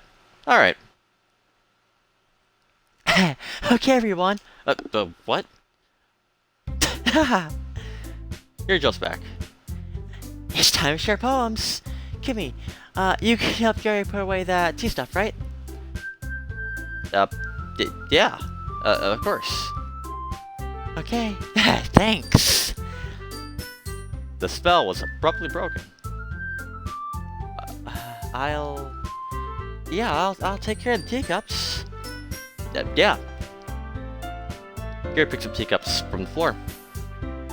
I pick up the bag of chocolates. In the end, we're come without so much as a word between us. I just got a feeling that's something neither of us will have the courage to bring up. Obviously, Yuri, she liked the club most. Let's see what you've written me today. Yuri stares at the poem with a surprised expression on her face. Do you like it? Kimmy? This one might be better than yesterday's. How did you manage to pick this up so quickly? Just yesterday I was telling you the kind of techniques worth practicing. Maybe that's why. You did such a good job explaining it. I wanted to try to get it more imagery. Yuri visibly swallows. Even her hands very sweaty. I'm not used to this. Used to what? I don't know. It's fine. Oh, it's fine. Take your time. Yuri breathes and collects her thoughts. I know that Yuri likes to think before she speaks, so I offer that patience to her. Yeah, just being appreciative like this, I guess. It probably sounds really stupid, but seeing someone motivated by my writing, it just makes me really happy. Are you saying you've never shared writing before? Yuri nods. Really, I don't believe it. I really write myself, and besides, people would just laugh at me. Do you really think that? Again, Yuri nods. Even your close friends? Didn't respond to that. Wonder why. Anyway. Do you want to share the poem you wrote today? Yeah. I do. If it's with you. The raccoon. It happened in the dead of night, whilst I was slicing bread for a guilty snack. My attention was caught by the that's not a real word. Skulking of a raccoon outside my window. That was, I believe, the first time I noticed my strange tendencies as an unordinary human. I gave the raccoon a piece of my bread, my subconscious well aware of the consequences. Well aware that a raccoon that is fed will always come back for more. The enticing beauty of my cutting knife was the symptom. The bread, my hungry curiosity. The raccoon, an urge. The moon indicts its phase and reflects that much more light off of my cutting knife. The very same light that glistens in the eyes of my raccoon friend. I slice the bread, fresh and soft. The raccoon becomes excited, or perhaps I'm merely projecting my emotions onto the newly satisfied animal. The raccoon has taken a following to me. You could say that we've gotten used to each other. The raccoon becomes hungry, more and more frequently, so my bread is always handy. Every time I brandish my cutting knife, the raccoon shows me its excitement. A rush of blood, classic Pavlov conditioning. I slice the bread, and I feed myself again. I was a little more daring with this one than yesterday's. I can see that. It's a lot more metaphorical. I don't know if it's my fault, but I can't begin to imagine what this poem's about. That's right. It's a bit closer to my preferred writing style. Using poem as a canvas to express vivid imagery and convey emotions through them. Yeah, if I can take it at face value, then I can't even figure out what it's supposed to mean. Well, I think it's something that different people can relate to in their own way. I want to express the way it feels to me to indulge in my more unusual hobbies. It's those sorts of things that I'm usually forced to keep to myself. So sometimes I enjoy writing about them. Why do you keep them to yourself? Because they're embarrassing, and people make fun of me. Don't you have anything like that, Kimmy? Well, yeah, I guess I do. I feel like everyone has a little something like that. The best way we can do is respect each other and our individualities. Even if it's difficult sometimes, and some things make us feel uncomfortable.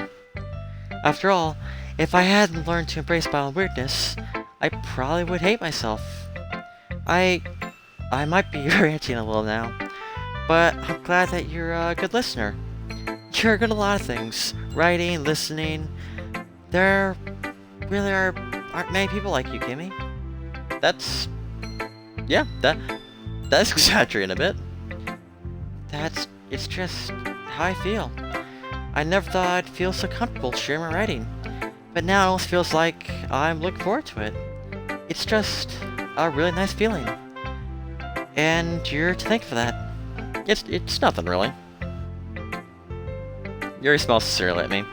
For a moment, her timidness seems to disappear.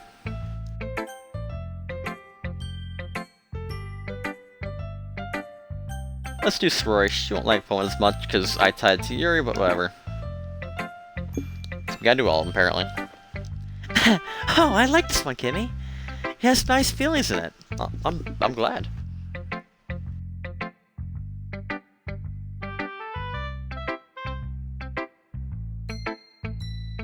I feel like doing the female voices kills my throat more than doing the gumshoe deep grumbly voices does, which is kind of weird. Because like doing a voice like, hey pal, I can't let you in here. It feels more natural rather than, well, for female voices. But, oh well. Does that mean it's better than yesterday's? Let me think. I don't know. I guess I like them both. That's not very helpful, you know. Well, I'm not very good at figuring out poems if they're good or bad. That's why I just go by my heart. If it makes you feel things, then it must be a good poem. Not sure exactly how it works. Then again, I guess I'm conveying feelings is a pretty important part of this whole process. Yeah, maybe. Honestly, I don't remember what kind of writing you like in the first place. Yeah, me neither. Why don't you at least try giving some thought? Ah, you want to write something for me? That's so sweet. Yeah, right? But you always think about other people. You need to think about yourself once in a while. If you don't, you might end up getting hurt at some point. Well, I don't really know what you mean, but I'll try keeping it in mind. Well, whatever. Anyway, let's see. I guess I like happy poems? Wait, sometimes I like sad poems. Sometimes I like both. There's a word for that, right? What's spelling for? Bittersweet. Yeah. I like things that are happy and things that are sad. Happy and sad? What? I can't see you liking something sad, sorry. Well, I like happy the most, but sometimes when you have a little rain cloud in your head, a sad poem can help give the rain cloud a little hug and make a nice happy rainbow. Sorry, that's unexpectedly poetic. It is? Maybe I can get better there to express my feelings after all. Thanks, Kimmy. I should write that down then. You can read a poem. You can read a poem now, okay? Bottles. I pop off my scalp like the lid of a cookie jar. It's a secret place where I keep all of my dreams. Little balls of sunshine, all rubbing together like a bundle of kittens. I reach inside with my thumb and my forefinger and pluck one out. It is warm and tingly, but there is no time to waste. I put it in a bottle to keep it safe. And I put the bottle on the shelf with all the other bottles. Happy thoughts, happy thoughts, happy thoughts, and bottles all in a row. My collection makes me lots of friends. Each bottle a starlight to make amends. Sometimes my friend feels like a certain way. Down goes the bottle to save the day. Night after night, more dreams, friend after friend, more bottles. Deeper and deeper my fingers go. Like exploring a dark cave, discovering the secrets, hiding in nooks and crannies. Digging and digging, scraping and scraping. I blow off my dust, my bottle caps. It feels like time elapsed. My empty shelf could use some more. My friends look through my locked front door. Finally all done, I open up and in come all my friends. And they come in such a hurry. Do they want my bottles that much? I frankly pull them from the shelf, one after the other, holding them out to each other and every friend, each and every bottle. But every time I let one go, it shatters against the tile between my feet. Happy thoughts, happy thoughts, happy thoughts, and shards all over the floor. They're supposed to be for my friends who aren't smiling anymore. They are shouting, pleading something, but all I hear is an echo, echo, echo, echo inside my head. And that's how my friends all ended up dead. Holy crap. Sorry, did you really write this? Of course I did. Didn't I tell you I was gonna write the best poem ever? Yeah, but I didn't expect something to come from you. Monica taught me a whole lot.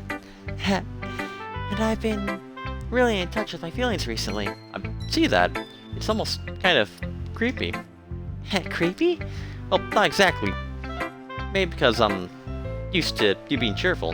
No, never mind. Don't think about it too hard. Anyway, the point is it came out good, and at least you're proud of it.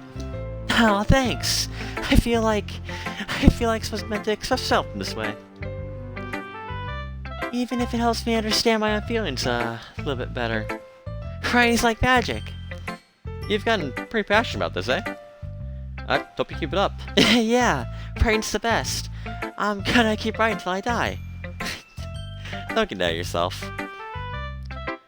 Swery's always had a habit of getting obsessed with something, dropping it no more than a week later. I wonder if this is one of those times. But seeing the passion in her eyes makes it hard for me to be so pessimistic.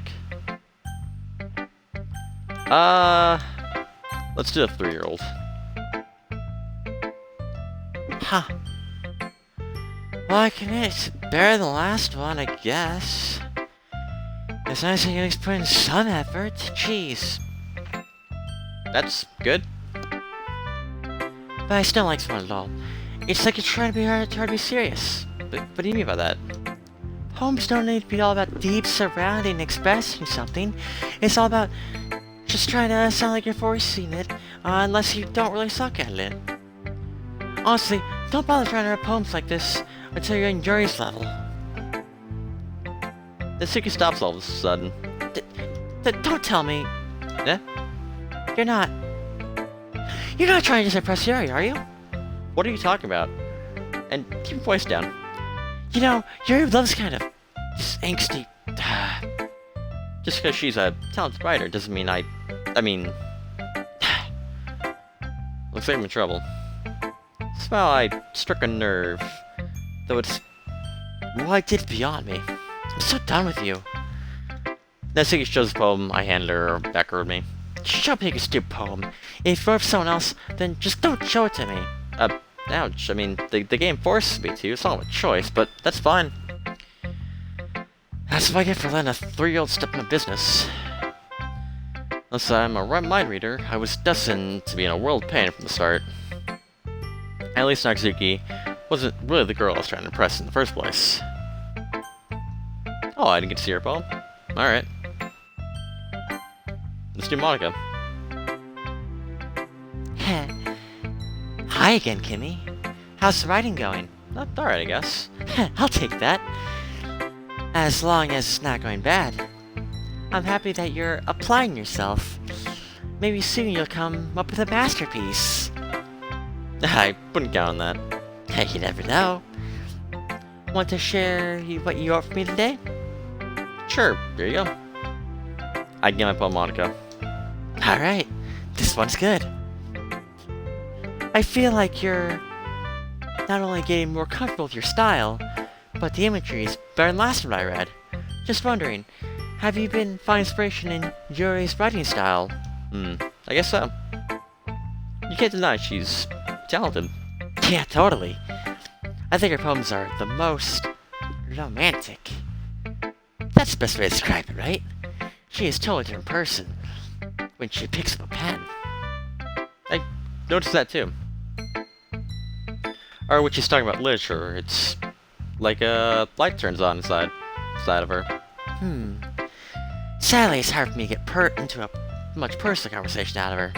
Trust me, I've tried. You're just going that head of hers. I hope you don't... Oh, I hope you don't mean that in a bad way. No, of course not. I just meant that I wish she didn't keep so much to herself. But still, defend her like that. You must be pretty into her. You completely misunderstood. Calm down, I'm kidding.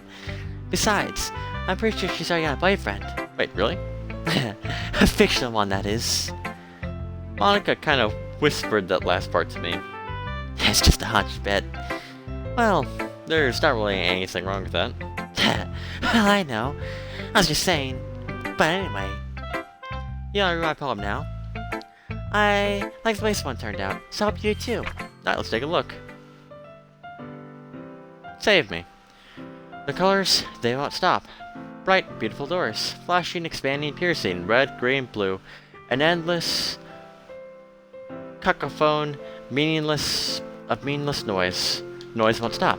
Violent, grating, waveforms.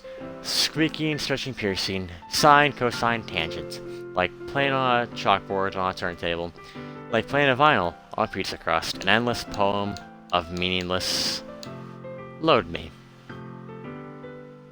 What? It's, even more abstract than your last one. Ah. Yeah, I guess it's way alright. I'm sorry if you don't like it.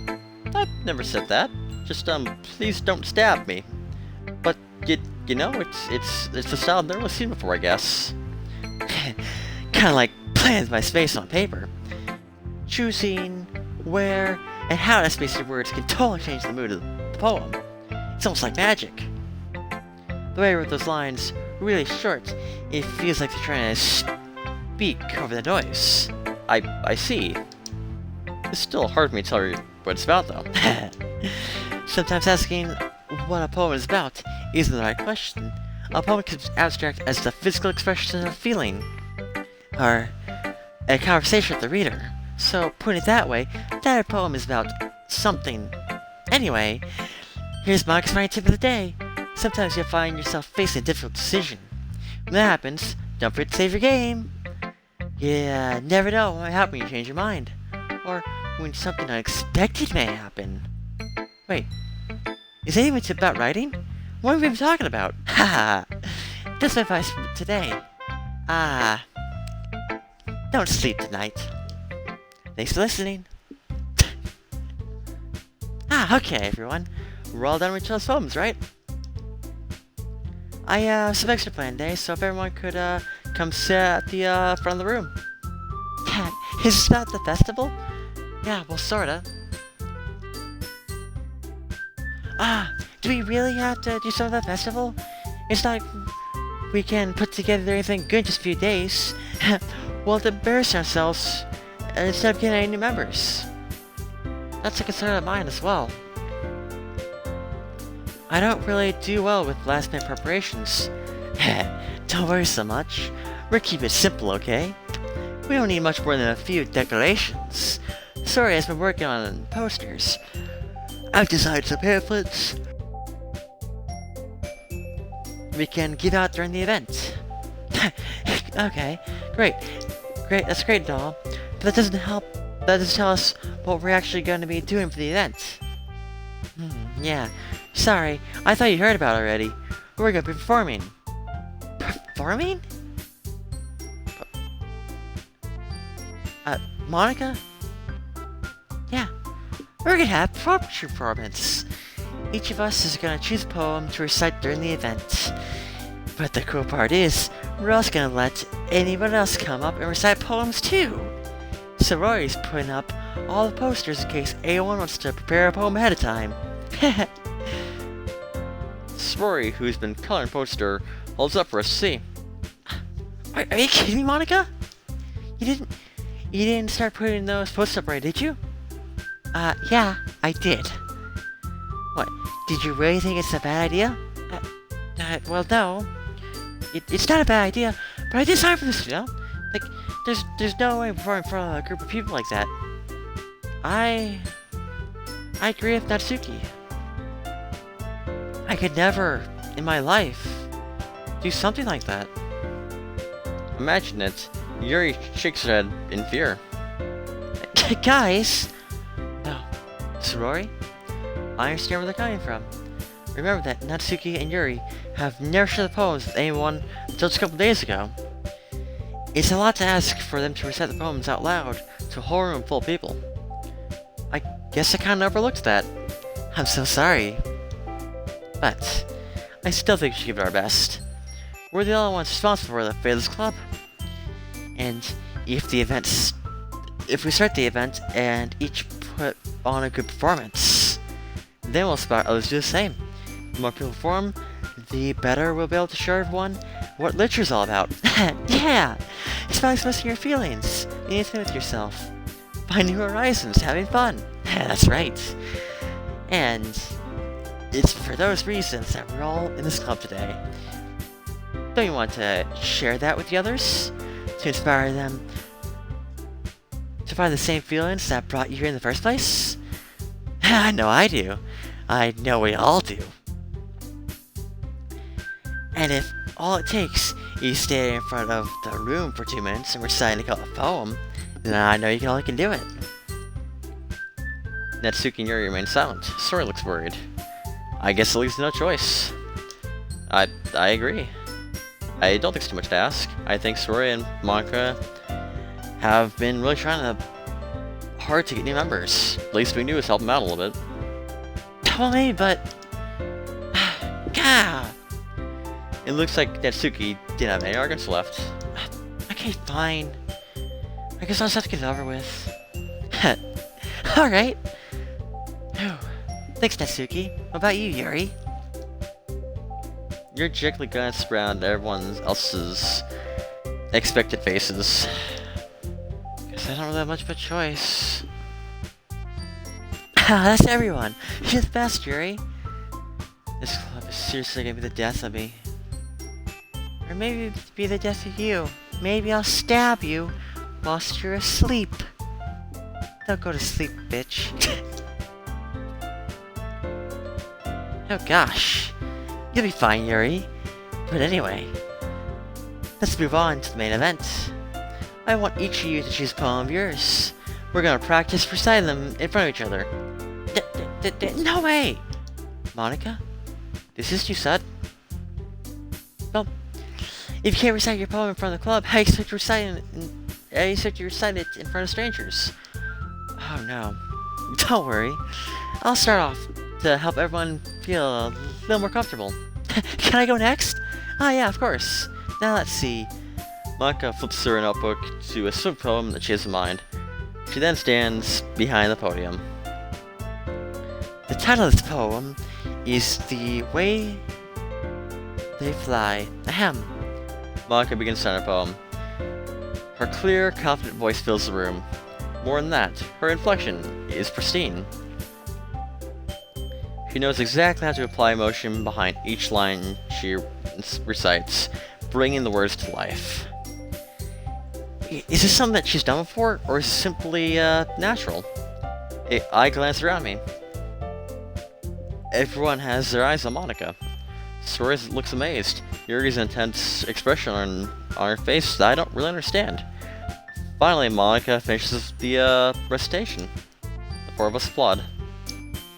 Monica takes a breath and smiles. that was so good, Monica. Thank you very much. I was just hoping to set a good example. Are we go next, Sori? I'll go next. Wow, Yuri's fired up all of a sudden. Yuri clutches a sheet of paper between her hands and stands up. Keeping her head down, she walks quickly over to the podium. This poem is called... Yuri anxiously glances at each of us. You can do it, Yuri. It's called... Afterimage of a Crimson Eye. Yuri's voice shakes as she starts to read the poem. Just a moment ago, she practically refused to do this. Why is she suddenly putting in so much effort? As Yuri gets past the first couple lines, her voice changes. It's almost like what happens when Yuri gets absorbed in her books. Her craven words transform to the sharp syllables of a fierce, confident woman. The poem is full of twists and turns in its structure that she enunciates with perfect timing. This must be a rare glimpse into the whirling fire Yuri keeps concealed inside her head. Suddenly, she's finished. Everyone is stunned. Yuri snaps back in reality and glances around as if she's bewildered even herself. Except me save the situation. I'm the first to start applauding. Everyone joins me afterward, and Yuri gives and we give Yuri the recognition she deserves. It's not that we didn't want to applaud her, but we were so caught off guard that we must have forgotten. As we applaud, Yuri holds the poem to her chest and then rushes back to her seat. Yuri, that was really good. Thank you for sharing. Looks like Yuri's down for the count. Okay, I'm next. Sori hops out of her chair and cheerfully walks to the podium. This one's called My Meadow. Sorry, I giggled. Sori? It's slower than I thought. How'd you guys do it so easily? Trying to think like you're exciting to other people. Imagine reading to yourself, like kid from a mirror, in your own head. This way, it's your poem. So it'll all come out the best that way. I see. Okay then. Sora begins the poem. Suddenly it feels like her soft voice was made as a perfect match. The poem isn't aimlessly cherry like Rory's is. It's serene and bittersweet. If I were to read this on paper, I probably wouldn't think much of it, but hearing it come out from Rory's voice almost gives a whole new meaning. Maybe this is what Sora meant when she said she likes the poems. It's like I can get to reach more deeply into someone I thought I knew through and through. Sora finishes my applaud. I did it! Good job, Rory. Even Kimmy liked it. I guess that's a good sign. What does that even mean? It came out nicely, Rory. The atmosphere of the poem fits you really nicely. But it might be the other poems wouldn't work quite as well with that kind of delivery. I don't really understand. In other words, I've seen poems of yours that sort of gentle delivery wouldn't work out as well. They might need a little more force behind them, depending on what you're reading. Oh, I know what you mean. That's probably in practice kind of thing. It's just embarrassing to do it in front of everyone. The next time, I'll make you pick a poem that challenges you a little more. We'll have to much time today before the festival, you know.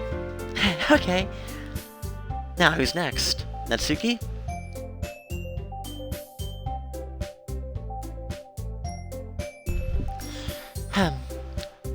Tell me to go for Kimmy. It's not like I compare you guys anyway. Might as well let Kimmy lower everyone's standards so they'll have to do it.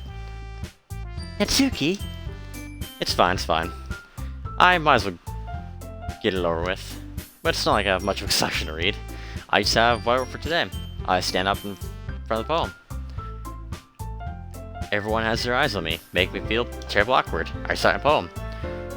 Since I'm not exact confident in writing, it's hard to put energy into it. Despite that, once finished, I receive applause anyway. Sorry, I'm not really as good as everyone else is. Don't worry about it too much. I think it's less about your abilities and more your lack of confidence in your writing. That's something that will improve over time, though. Yeah, maybe. Alright then. That just leaves you, Natsuki. Yeah, I'm going.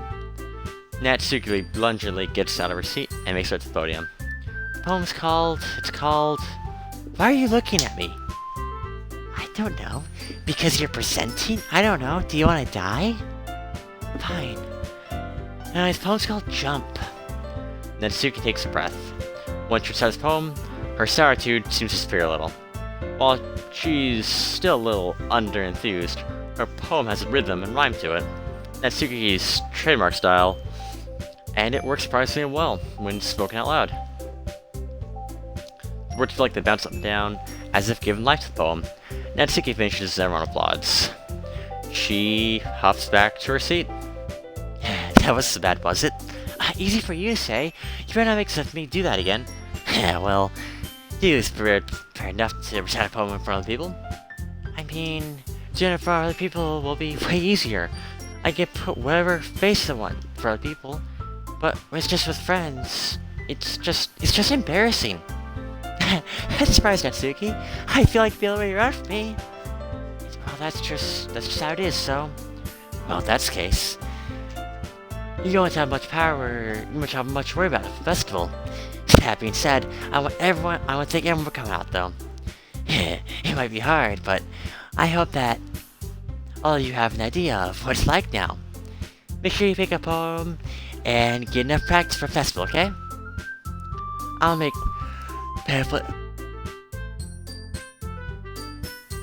pamphlets, so let me know and go ahead. So let me know ahead of time what you'll be reciting. Jeez, I should probably find other poems to recite then. That's fine too. It does not be your own. I'm already pleasantly surprised that you're pulling all up for the club. It makes me happy. Oh, yeah, no problem.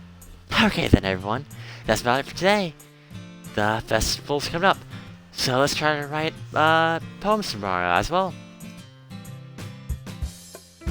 It's been really nice, it's been really nice. It's been really working out.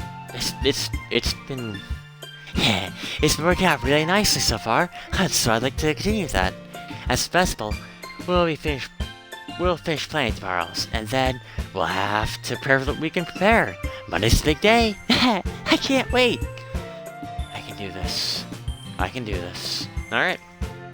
I stand up.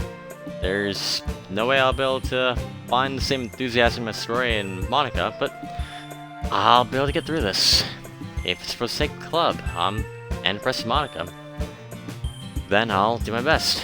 Oh, ready to go, Rory? Yep. Yeah, look at you two always got home together like that. It's kind of adorable, isn't it? It'd be a shame if one of you get stabbed. Jeez, guys, don't make such a big deal out of it. Yeah, he must be a little nice, though. Well, how am I supposed to respond to that? It's okay, Kimmy. You don't have to say it. Whatever, let's go already.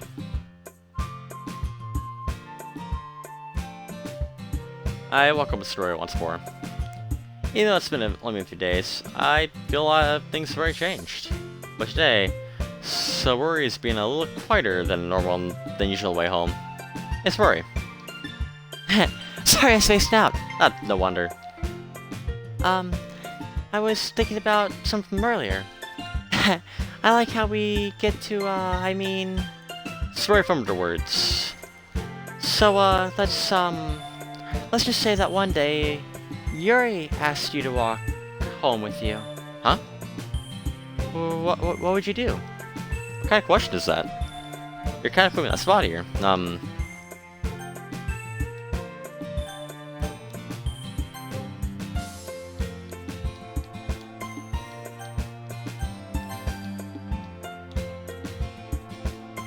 Oops, alright.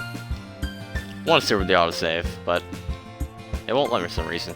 That might be the playthrough I did about 5 minutes before giving up on it, so... Oh well. Ooh, what do I pick here?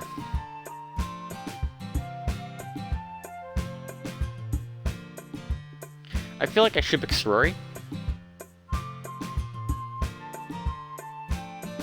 For the dating sim aspect of this, I feel like Yuri's the best answer, though it's Rory. We're the only one talking to Rory, so why would I say anybody but Rory?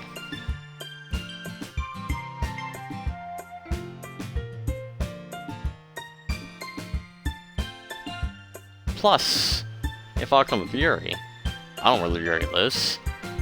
That I could be walking like a mile the other direction and have to walk 2 miles back home, so I'll go with Rory. Yeah, Rory. You really think I did you for Yuri? But she's so beautiful and smart. Jeez. I already see her in the club every day. Besides, you seem like... Besides, you really seem to really like going home together. I wouldn't ruin that just for you. You're so silly, Kimmy. You think about me too much sometimes. Yuri would deserve it if she wanted to, so... Sorry for my mind. I can't really figure you out sometimes. Sorry. Besides, what's the point in speculating something that's never gonna happen anyways? Conversation trails off. It's kind of weird that Rory... a weird thing for Rory to care so much about. But I want to respect her and keep her happy. Then again, the festival's only a few days away. Who knows what will happen that time? Alright, let's do the poem, and then we'll call it an episode. Invaluable. Oh, wait. Ambient. Agonizing. Vitality. Vivid. I think we tried Cobit, right? Yeah.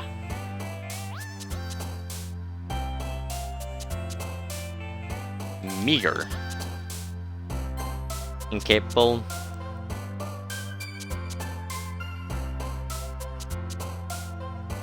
I think she liked tragedy.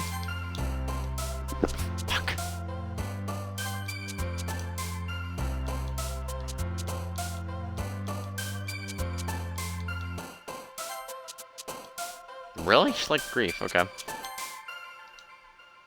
Okay, so anxiety is still good, variance is good. Sensation. Eternity. Disarray. Spies. Incongruent.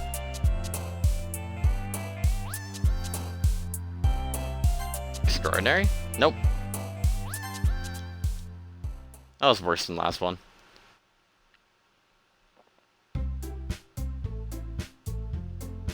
I want to call it, so there. This seems different dialogue. Heh. Oh man, I'm the last one here again. Don't worry, it's walking to you.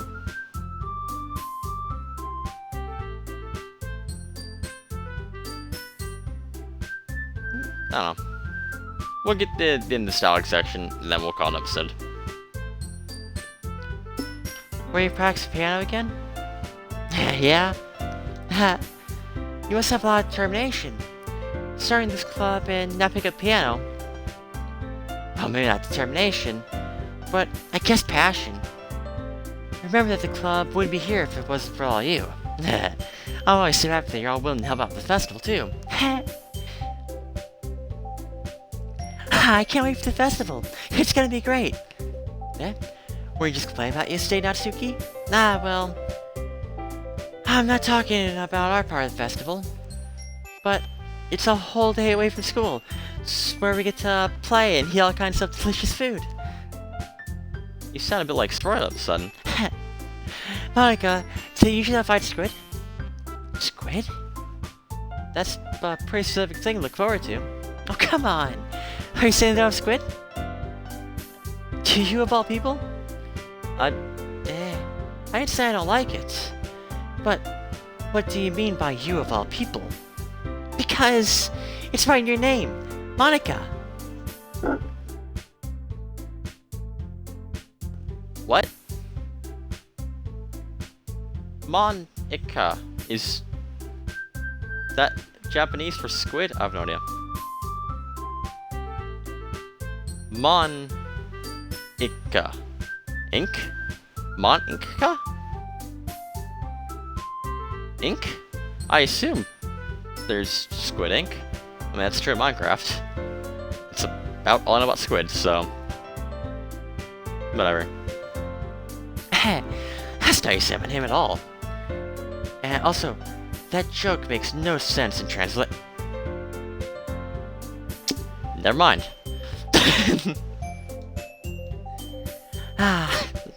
Alright, bring up dialogue for me.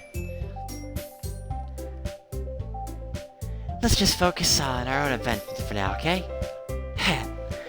Fine. Your reactions aren't as fun as Yuri's stories anyways. Excuse me? Where is Story anyway? Oh, there you are. Story's sitting at a desk in the corner of the room, looking down at nothing. I'll walk over to her. Hey, Story. Hold my hand in front of her face. You're spaced out again. Sorry, don't mind me. You can go like everyone else. Is everything alright? Of course. Why wouldn't it be? It just feels like you're a little off. Sorry for doing things. Jeez, you're worrying too much about me. I'm fine, you see. Story shows me a big smile. Don't let me distract you from having fun with everyone, okay? Well, alright. If you say so.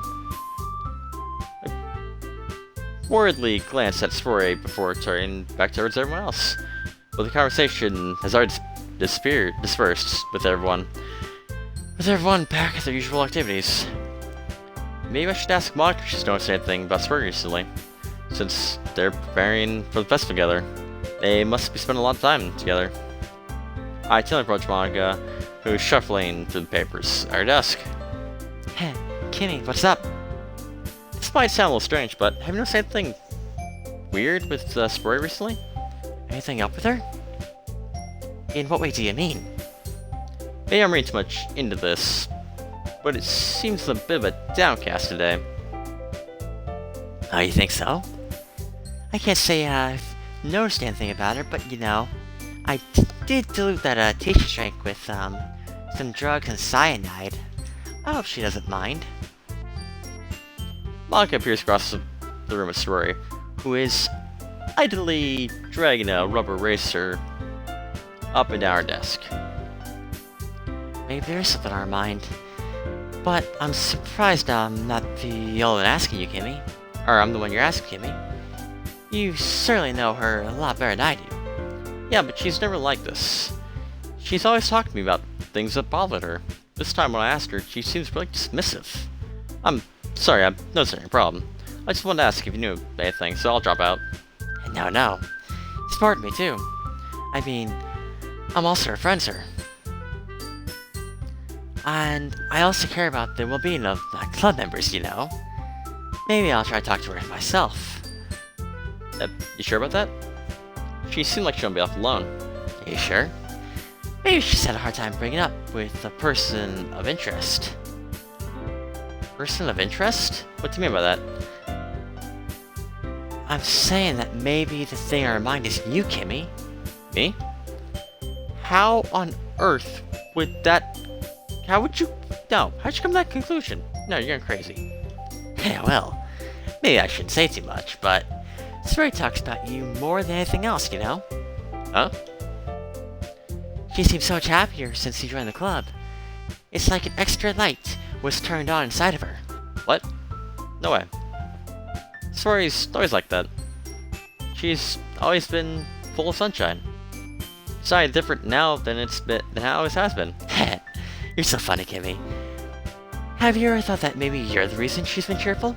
Because that's just how she is when she's around you? I've said too much. I'm sorry. What do I know anyway? I didn't mean to jump to conclusions, so maybe I should forget about what I just said. I'll try to talk to her, and so try to think about it for now. No, alright. Monica smiles meaningfully. I know she's gonna forget about it, but I already know that I won't be able to get her words out of my head. Monica stands up from her desk and walks across the room to where Spory is sitting. I watch her kneel down next to Spory and gently talk to her. But she's keeping her voice so quiet that I can't hear her from here. I sigh and sit myself down. I know Spory told me not to worry about her, but to have fun with everyone else, but that's impossible to do when she's behaving like this. Exactly how much do I care about her that I'm letting this weigh down on me so much? Now, it feels like I'm the only one behaving out of this. Now it feels like I'm the one behaving out of the ordinary. But there's nothing I can do besides wait for Monica. Why does it feel like I'm being watched? I glance around the room. Still notice Yuri peering at me from over a book. She looks away just as quickly as I fluster to look over into her face. I realize she won't get anywhere like this. I never really seen Yuri approach anyone or start a conversation around accord, so I have no choice but to approach her myself. But now it's a little easier for me to do that. I stand from my desk and sit the one next to her own, and at that point, that's when we're calling an episode here, because there's not really a good stop point with this game, and it's been about 3 hours. So yeah, that's what we're gonna call it here. Maybe? There we go. Oh, this 6 pages of empty slots, of 36 save slots. That is more than I'll ever use. I hope. I don't think it's that long of a game. I don't actually know. But yeah, that's gonna do it here for this episode of Doki Doki Lyrics Club. I will see you guys in the next one, where maybe we'll have our first murder. But until then, peace. Maybe.